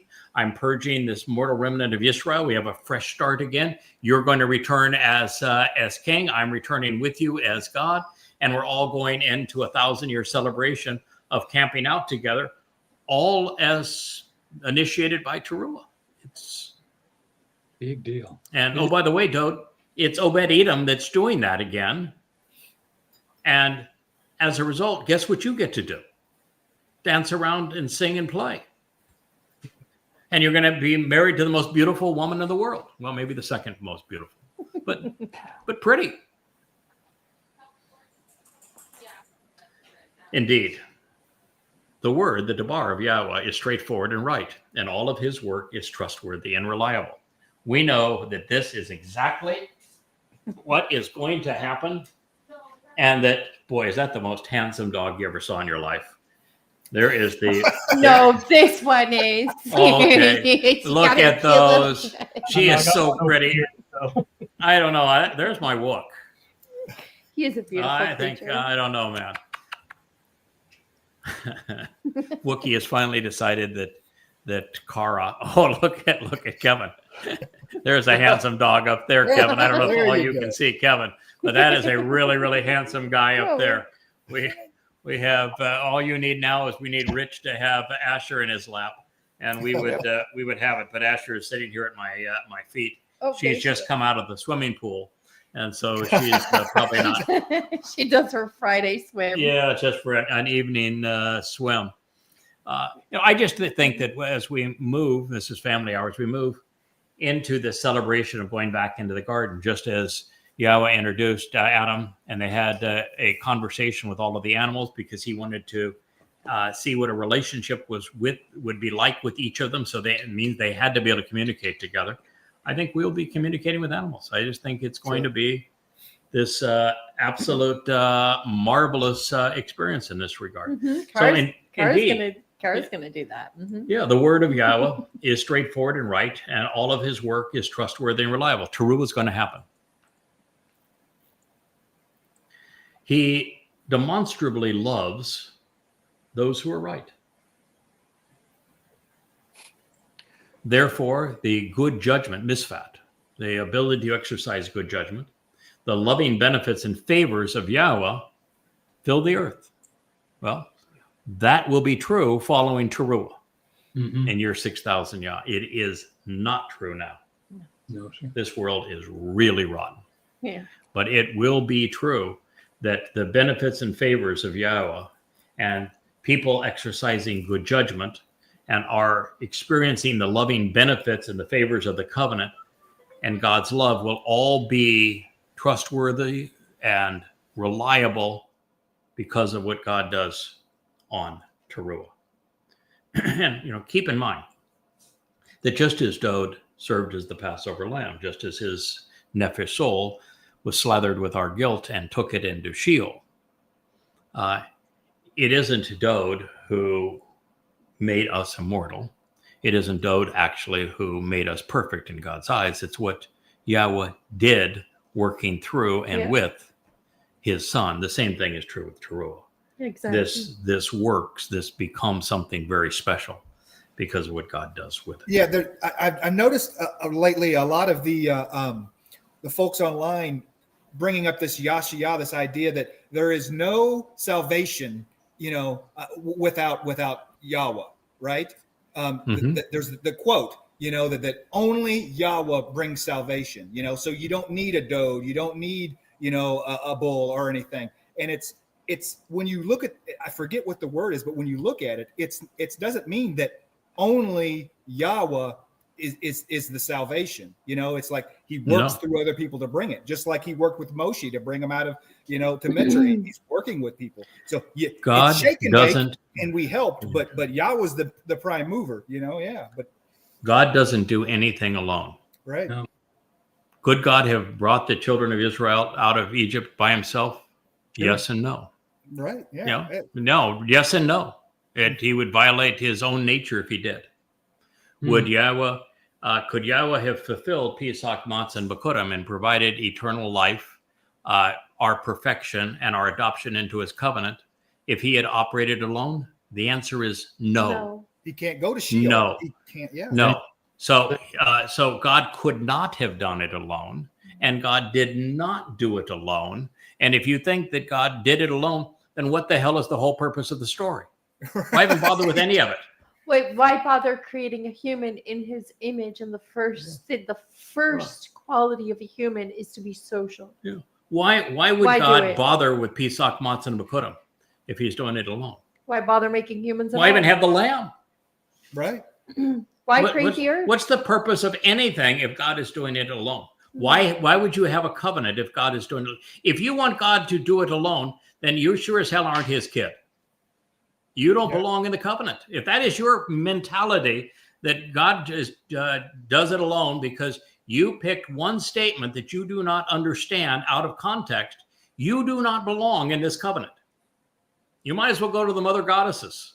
Or Seriously, you're just going through life trying to obey some rules, you know, what we eat, what we don't eat, when we do it, you know, it's, Is it Yahweh who makes, without Yahweh, there is no life, there is no planet. So without Yahweh, there can be no salvation because there's no life. Right. And without Yahweh choosing this method of Pesach, Matzah, Bikuwrym, Shabuah, Taruw'ah, Kipurym, and Sukah, and bringing it manifest with the ram and the bull, then there is nothing. I mean, the whole story just falls apart and crumbles. There is no reason for Yahweh to have engaged in a relationship with Abraham and Sarah. No reason for him to articulate the covenant. Right. No reason for the Torah to exist. Because it all tells the story of how Yahweh says, I'm going to work through people. When the children of Israel told God to shut up and go away, what did God say? Hell no, now I'm in charge of your salvation. I won't go anywhere. No, hell no, I won't do that. I alone save. So no, go to hell. No, he didn't say that, did he? No. He said, no, do you know something? He said, they're right. They're right. That's exactly how we're going to do it. I am going to go away. I am going to shut up. They're exactly right. That is how we're going to do it. So if you want to understand how God works, you have to understand the whole picture. This is why, you know, the dunderheads and the goddesses have gone so crazy, is they see a she speaking, you know, the pronoun she, and they say Mother God, and they'll turn the 154th Mizmowr into the voice of Mother God when there's no mother in it and no spirit in it. None. And when there's reference of El God, it's a masculine voice, all because they see one word and they don't know what it means, chokmah.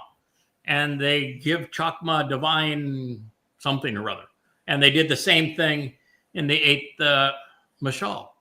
You know, if you're going to play that game, you're just done. God's story is complex. It's many layered. It's multidimensional. And all of it, including what they read in Yashar about Yahweh alone saves. Wasn't it communicated through a man? Right. Last I checked, Yashar was a man. But wouldn't it, if you're thinking, wouldn't you be rational and say, well, it means that God is going to save through a man? If God is saying, I saved, I'm the one responsible for salvation, and he's not communicating that directly, but instead communicating through a man, why wouldn't you think he works for a man? Why would God say of Dowd over and over and over again, he is my Ibed, my co-worker? Mm-hmm. What were they working on? Right. What were they working on? They weren't building a house. Yeah. Right. It's for damn sure. Yeah, they're not building houses. So what were they working on for Dowd to be called his co-worker? Yeah, right. Why would Yahweh refer to Dowd as Elyon upon his return when Elyon does not mean Almighty God? El is God.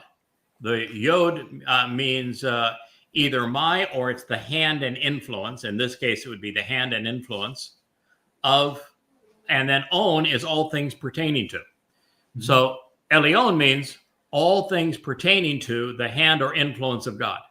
Mm-hmm. So isn't Dowd, therefore, representing God? Yeah. When we move into this celebration of of Sukah, which is the restoration of Eden, mm-hmm. Is God going to, all of God going to be here and say, you know, I'm in charge. I'm saving you now, man. I'm in charge. Here I am. Is that going to happen? Even when he restores the conditions of the earth to Eden, can all of God show up? Nope. No. Can even 1/100000th of God show up? Nope. No. So why is Yahweh coming back with Dowd, and the throne is Dowd's, and Dowd is presented as all things pertaining to the influence of God, if in fact God is not going to communicate and operate through this man? Yeah. You know, why do you think we have the story of Dowd saying that he was going to fulfill Pesach as the Passover lamb? And he writes the 22nd Mizmowr about, I can see Dylan is just having a time. I'm going to look at that monitor and see those crazy guys that you're hanging with, their dad and their dogs and all of that kind of stuff. I want to check that out. But why would he have Dowd write the 22nd Mizmowr of his crucifixion to fulfill Passover and then describe the journey into hell if God was saving us alone? And that no one was going to understand until after it happened, or even after it happened, way after it happened. Way after it happened. I'm not even sure that even people, well, we know for a fact that the Abonim were the only ones that were even close to being clued in at the time, you know? So I don't, you know, I'm not being judgmental of a specific person because I don't know who wrote that. But I do need to tell the people that wrote that. If you're going to project hearsay, if you're going to project nonsense, and you're going to say that God didn't need to fulfill Pesach, Matzah, Bikuwrym through Dowd, which is the theme of the Mother Goddess, because they want to negate what Dowd did so they can negate what I'm supposed to do on Dowd's behalf. And so the only way that they can get by with this pretense of speaking with mommy God is to destroy the voice of the man who is telling the truth about father and son. And so they deny Dowd's sacrifice. And so if this is what you are trying to articulate, and you're doing it in our forums, you either need to stop or you need to leave. Okay? You can be religious wherever you want to be. You can be wrong wherever you want to be. Just not here. But if it's just not here. I'm serious. This is very serious. And our job is as much to keep people out as it is to invite them in. Do it in front of me and watch if me. That go is your nuclear. thing. If you want to write Dowd out of God's story because of one line in Isaiah, and you're not even smart enough to realize that God communicated that line through a man, then you need to go elsewhere. Yeah. Sounds like Seriously, you're taking the Christian approach. Let's take one verse out of context and build an entire doctrine around it. Yeah, there we go. well, Even if it means the opposite of what I'm saying, it means I can take it out of context and cite this, and therefore this is the wrong. So when Yashar, that same man, wrote the 53rd chapter and said that there's going to be a fellow that's going to understand this. He's going to be the one that's the first to understand the identity of the Zeroah, that he's going to understand this. And oh, by the way, what I'm saying is that there is going to be a lamb that's going to take on the sin of the world, and that lamb is going to pay this price on Passover because my people have gone astray. Who's he talking about? Do you think he's talking about a real lammy? No. Why would Isaiah write that if God wasn't working through his beloved son, who is the primary Zeroah? And why would Yahweh refer to him as the Zeroah in the 89th Mizmowr and talk about all the things that they accomplished together and call him his co-worker if God says, oh, I work alone? You can't figure it out that it is because Yahweh created the universe. He created life. He gave life to his beloved son. He's the one who wrote the story, that we're the characters that are playing in this story, and that it is the work that he is achieving through us that makes this possible. Do you think that when Elia had the experience where he exterminated, and after excoriating all of the Asherah and Baal prophets in Israel and the politics of Israel, the political leaders of Israel, do you think that Yahweh played a role in that, or was it, or did God do it all by himself? Did he unleash the one-liners, or was it Yah that unleashed the one-liners? When Yahweh said, "I want them dead," did Yahweh kill them, or did he give instructions to Yah to kill them? When the whole setup was there with the timbers and the Towrah and the planks, and then all of the water, and then another dose of water, and then another round of water. Was that God that was arranging that, or was it he delegated it through Yah? Yeah. And then what did God do? He lit the fire. Showed up for the light show. He showed up for the light show. He lit the fire. Turned on the lights. You can't read that and say, "Oh, well, maybe that's an example of how things are going to work." So when God had a problem with Dowd bringing the Ark of the Covenant into Jerusalem, did he say, okay, it's my job anyway. Let me just teleport the damn thing. I'll put it there. I'll build the temple for it. No sweat. I got this. I don't need you anyway. Is that what he did? No, he said, "I got this guy. His name is Obed-Edom." Oh, by the way, he is also from the wine vat, so it ties in beautifully with what Isaiah is going to write 300 years from now. But don't pay any attention to the details. They'll come to you by a man that I'm inspiring, and that would mess up your whole theory that I'm communicating this through a man, and that's the only way that you're ever going to understand it. But don't let that bother you. I alone save. So if it didn't come to your little brain directly from me with no man involved, then it must not be true. There are all kinds of lazy thinkers out there. Wow. Lazy.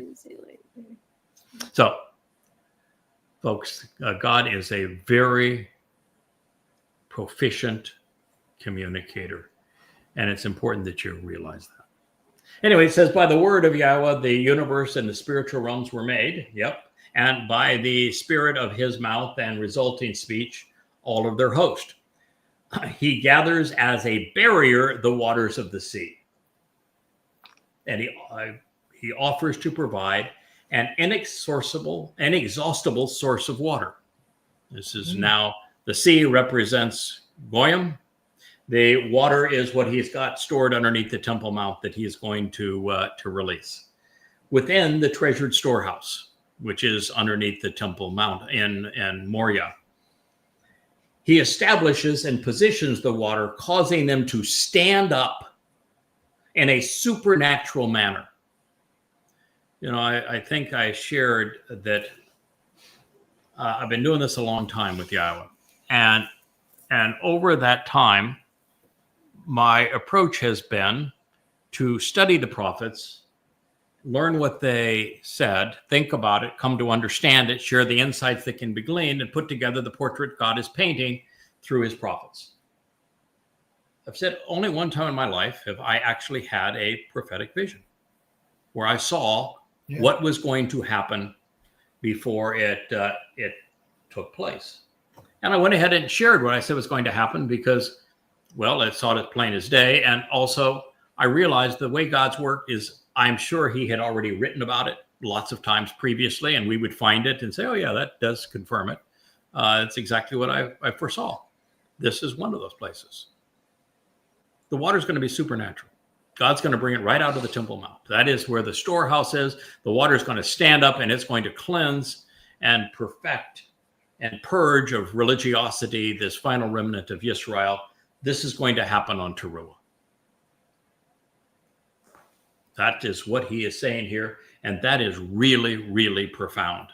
And he's saying exactly what he is going to do. He is going to provide an inexhaustible source of water within the treasured storehouse.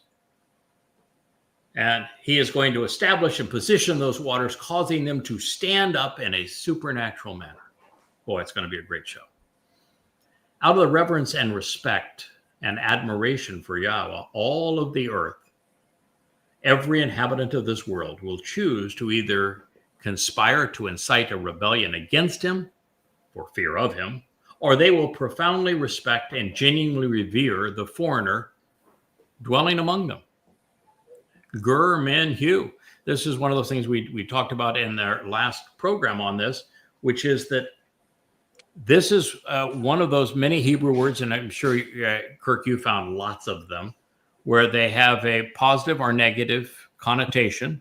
And in this one, you can write it both with the positive connotation or the negative connotation, and both are going to apply. Mm-hmm. So I figure might as well put both in the same sentence, right? Because it's true.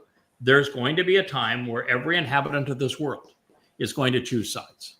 And they're either going to conspire and incite a rebellion against him for fear of him, or they will profoundly respect and genuinely revere this foreigner who is dwelling among them. By the way, if he's a ger and he's a foreigner and he is a man that is dwelling among them, is God working alone? Nope. No. Hardly. This is the reason he spoke of him. Him who? God's working alone. Him who? This is the reason he spoke of him. And he came to be. I spoke of him. He came to be. You're right. I'm responsible for salvation, because if I hadn't spoke of him and I didn't create him, then he wouldn't be there. Yeah. And therefore there would be no salvation. Maybe that's what God was actually hinting at when he said, I alone save. Mm-hmm. Yep. I'm pretty much useless without him. In fact, not pretty much. You can take the totally and useless without him. He instructed him. I think that's the whole key. That's what you do. If you've got a kid and you want him to be involved in the family business, you instruct him. He instructed him, and he was present. He was appointed, and there he was standing up. So Yahweh negates and crushes the revolting schemes and the defiant plans of the Gentiles. This is how he's going to do it. He discourages and forbids, even frustrates and restrains the musings, inventions, and opinions of the preponderance of people. And once again, this is so Yahweh. What he's saying is the Goyim have been religious, they've been anti-Semitic, they've been political, they have been militant. Look at Christianity, look at Islam, look at Marxism. It's an absolute disaster and a mess. And so I'm going to use a Goy to turn the tables on them. The advice and counsel of Yahweh is present and stands, which would indicate that the advice of Yahweh, the word of Yahweh, is standing. The word of Yahweh is being conveyed through a person. Mm-hmm. It stands forever. The purpose and plans of his heart and mind are for all places, times, and generations. For the benefit of the relationship. What does it say next? Hagoy. Hagoy. The non-Israelite. A daggone Gentile. God forbid, a Goy. Yeah. For the benefit of the relationship, Hagoy will reveal the way to get the most out of the life. His God is Yahweh. Prior to this series of books and the 35 books that are sitting around me, how many Goyim out there had a God named Yahweh? Out of one. Now, if even you go beyond the Goy and you include the Israelites, how many Israelites out there have a God named Yahweh? No, definitely zero. Zero. So if you have Goy, reveal the way to get the most out of life, which is the word Asher, which is the word that began every one of the words that followed. It's the first word I translated. Goy, Asher, Elohim, Hu, Yahweh. At that point, you say, all right, if you're opposed to this, you've got a different thought process, a different belief system. Somewhere along the line, you just got to roll over and play dead and say, okay, it got me on that one. I'm pretty much a loser on that one, or I'm a winner. It depends on what side of this you're going to be on. Are you going to respect what you're hearing, or are you going to oppose it? For the benefit of the relationship, Ha-Goy, by the way, masculine, will reveal the way to get the most out of life, Asher. His God is Yahweh. At that point, it's just full stop. God picked a Goy to reveal the path to receive the benefits of the relationship. And that Goy's God is Yahweh. And now you know why we're the most hated couple in the world. Oh my goodness. That means that Yahweh doesn't just have a guy. Yahweh's guy is a goy. Yeah. Yahweh's got a goy. Yeah. He's got a goy. Leia's got a goy too. Yeah, Leia's got a goy too. And 3 dogs. Yeah, with three dogs. Producer. So here's Dowd, the very son of God, most important person in the world, our Savior, the Messiah, the chosen one, and he's writing for the benefit of the relationship, Ha Goy, the man from Edom, Obed Edom, Ha Goy will reveal the way to get the most out of life. His God is Yahweh.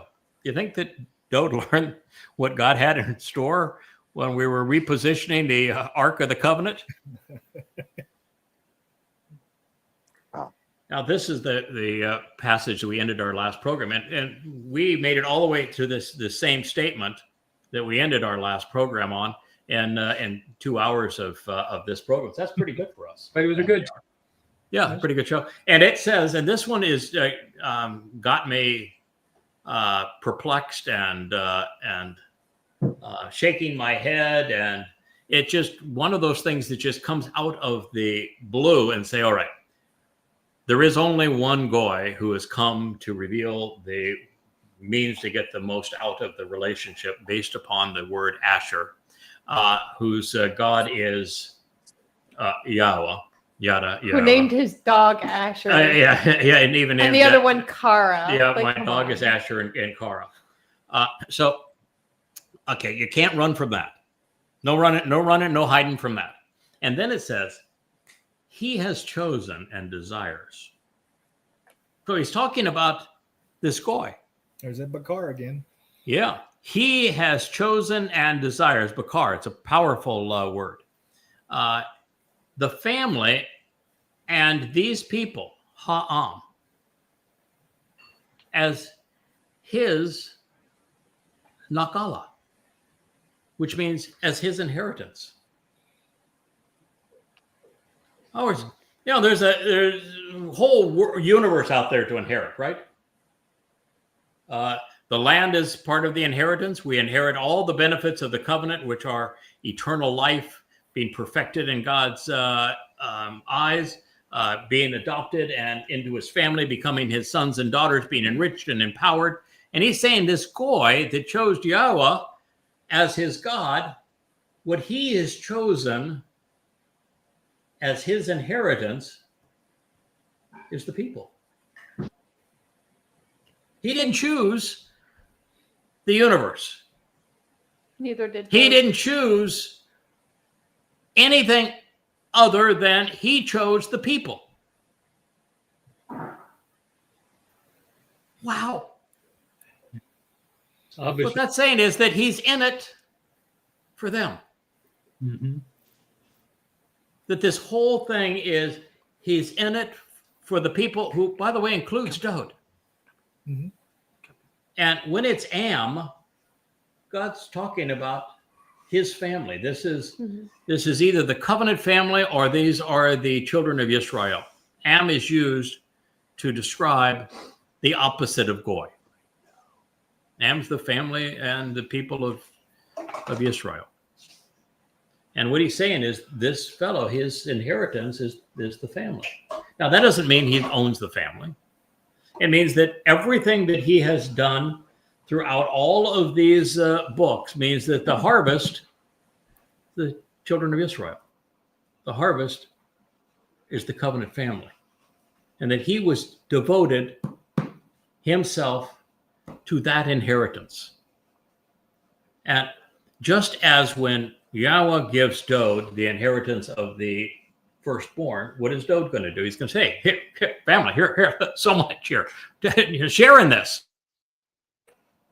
What do you think that this goy who leads the way to the benefits of the relationship, whose God is Yahweh, who has chosen and desires the family as his inheritance, is going to do with that inheritance? Because I know what he's going to do. Delegate. He is going to go right up to Dowd in the presence of Yahweh, and he's going to say, I present them. I present them. They're yours. I present them. Yes. Well, not only are they yours, thank you very much. I'm presenting them. This is what you wanted. There you go. Just like a new puppy. Here you go. This is what you have There wanted. you go. They're yours. Here I you am. go. This is my Your little life is baby complete. pterodactyl. I am presenting them to you. Now, remember, Kirk, you've gone back with me a long time. And JB, you will remember this too. That in that transition from anonymous to known through Choder and then Nakri, what I said is really, I only wanted one thing of God. Only asked one thing of him. Remember what that was? Protect your To family. protect Protect your my house family. and family. Pardon? My home. Protect your family. No, what was it? To protect those. Nope. Um, Nope. Oh yeah, when you Oh, for the you- first time, when you meet for the first time, you just want to be in the back of the room so Oh, that you yeah. can see- yeah, absolutely. Right. I wanted to be in the back of the room and Mhm. watch when each member of the covenant family gets to be embraced by Yahweh for the first time as we make this transition on Shabuah into Shamaim, and God recognizes every member of the covenant family personally, and he gives old graybeard up there and old bald head below him and full beard beneath him a hug for the first time. That, and I said, I want to be in the back of the room, and I want to see the expression on Yahweh's face when he has that twinkle in his eye and says, you're my kid. We're going to spend forever together. And thank you for all that you've done. I'm going to welcome you into heaven. I wanted to be in the back of the room. I get my wish. Yeah. I get to present them, and I get to watch Yahweh's result. And listen, no one has done very well with covenant members and the children of Israel. And I can speak from personal experience that some people who call themselves covenant can be pretty nasty individuals. This idea of, here they're yours. I'm sure there is some of that there, but that's really not, and I'm laughing at it. But the reality is we have worked very hard. We have been with Yahweh for what would be well over 100,000 hours. And we have devoted ourselves to bringing the covenant family home to Yahweh. And this is our inheritance. And because of the nature of this covenant family and the nature of Yahweh, we are then going to have the opportunity to share and say, Yahweh, they're yours. I present them to you. This is what you wanted. And then back to the back of the room and say, we did good, guys, didn't we? Mm-hmm. Just nudging each other in the ribs and say, hey, we really did good here, didn't we? So those who say, well, no, everything you accomplished because Yahweh made it possible. Okay. But yeah. God likes to share credit, and he likes it when we have a sense of pride and our contribution to what he wanted. Mm-hmm. And we are going to sit in the back of the room, and we're going to giggle a lot, and we're going to punch each other in the ribs and say, didn't think that one was going to work out, did you? But yeah, look, here she is. And we're not going to remember a single one of the slime bags who slandered us. Oh, that goes. Yeah, they'll be gone. Yeah, God says there will be no remembrance of all of their names. Mm-hmm. And this is specifically speaking of of this rebellious mother goddess cult. The Asherim. The Asherim, yes. So it is it's a marvelous thing. If there's a more beautiful way to conclude our lives together, this is it. Mizmowr Psalm 33:12. And for the benefit of the relationship, Asher, Hagoy, will reveal the way to get the most joy out of life. Asher again. His God, his Elohim, is Yahweh. He has chosen and he desires the family. These people, Yisrael, as his inheritance for himself. It's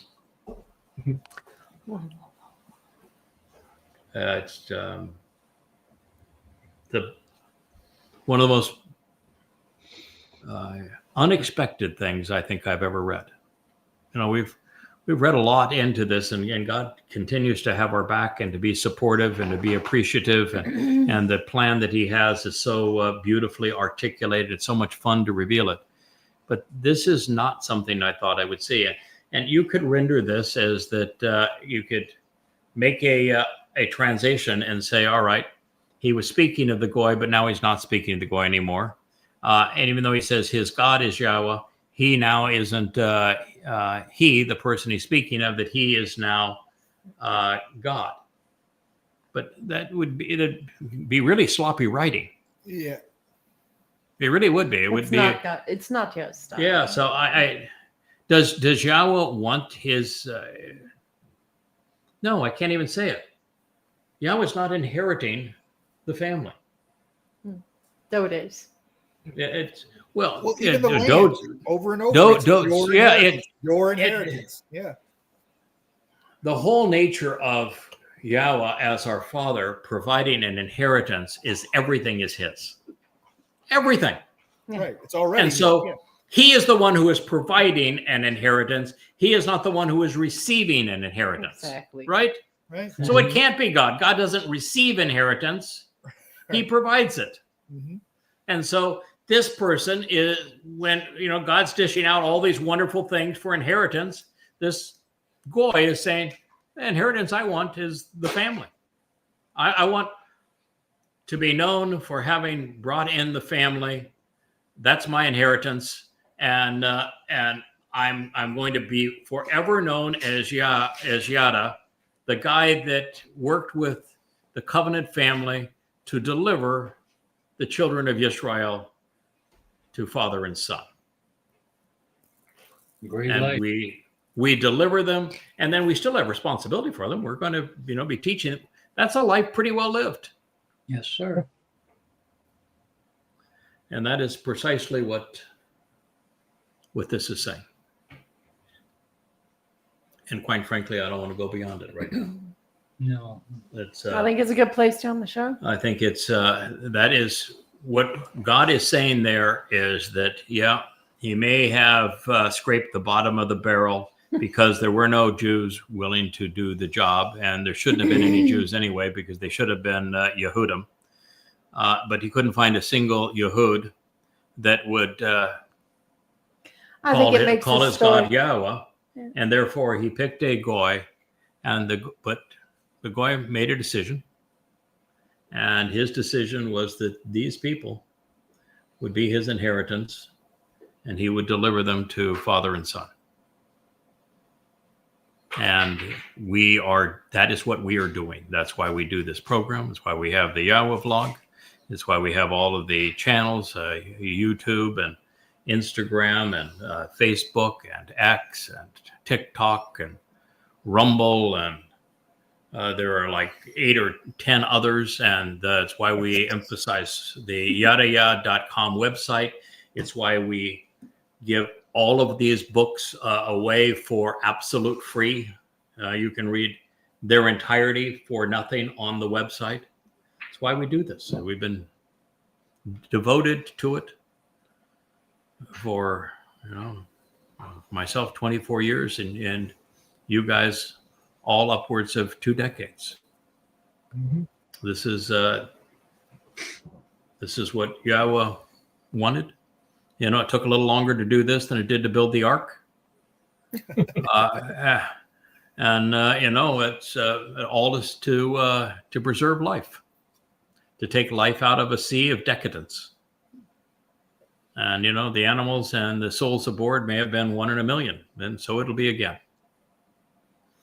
But even then, with the mortal remnant spared, and we bring them to Yahweh and purge them and give them the second chance in Eden, they're going to be productive, and God could have as large a family as he wants at that point.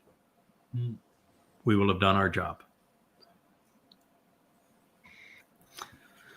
So for Leah and for Cara, nice outfit there, Cara. You're very cute in pink. Oh, that is very, very sweet. You got a little bow in the back. Oh my, yeah. And is that a cute little puppy? And for Richard over there hiding, out of sight for the moment, but we have Richard here pulling. I can still be anonymous. Pulling all the levers. Yeah, I'm sorry there, pal, but not going forward. There's a time when you will have to come out fully into the light like the rest of us. Yeah. And it looks like Dr. Jeff is off saving a patient, but JB, great to see you here from Texas. You're looking terrific, Kirk. I'm really happy that we have a new plan for you and your recovery, and it's going to be so much better than the one that we were confronting a week ago, and we're going to make it through this. And Kevin, boy, is it great to be able to work with you. And look who we have now over there on the screen left. We have Just sneaking a in. rich sighting. He has actually got family in town too, so he's going to go back to his condo with the moon rising over the great ocean here, and be with his sister and his brother-in-law. And actually thinks his brother-in-law is a cool guy, likes him very much, gets along great with his sister, and so it's a delight that he has family here. And I should be looking this way to see my friend Richard, who is over there to my right, but on the screen he looks like he's over there to the left. He is same place on the screen that you are, Leah, but you are actually to my left. And oh my goodness, you guys are so cute. What a pair to draw to. I have pretty women in my life, even if one of them is a little furry. I saw that video you posted earlier. Cara is a little feisty. Yeah. Oh, boy. That's an understatement. And that is that video is Cara calmed down by a month. Yes. And Wookie finally saying, all right, at this pace, I can play with you. But the Cara any more jazz than that, Wookie says, okay, you're crazy, Matt. You are just nuts. Save me from this. Your jaws, you got all these little teeth and they're biting everything. But Wookie has finally decided that he can take her now for 15 or 20 minutes of constant play time, and they'll have a ball together. And then Wookie finally says, okay, kid, you're like the ever-ready bunny. And you need to back off. Give me a chill. You're coming on a little too strong, kid. And so it's gradually working, but it's all because Cara is starting to calm down. And it's been really sweet to see Asher in this whole role, because before Wookie calmed down and Cara was crazy with the little teeth and everything, Wookie would play with her for a while, but then Wookie would kind of go, I've had enough. And Asher walks between the two of them. And Asher puts that big old Labrador paw right on top of Wookie's back and looks Wookie straight in the eye and say, chill, kid. She's a baby. I'm here to protect the baby. You just need to chill. And then Wookie will calm down and Asher will walk away. They'll play a little bit.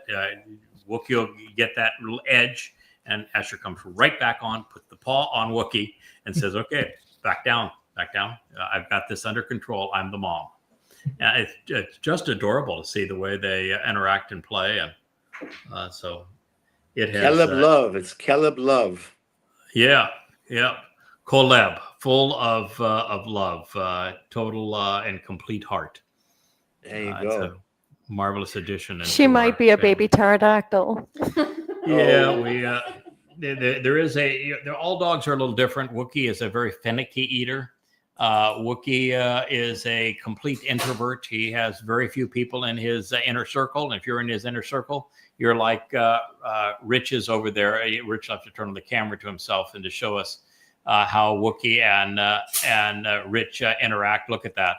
So, but Wookie has his little favorites. And Cara, oh man, Cara, look, that tail, it goes all the time.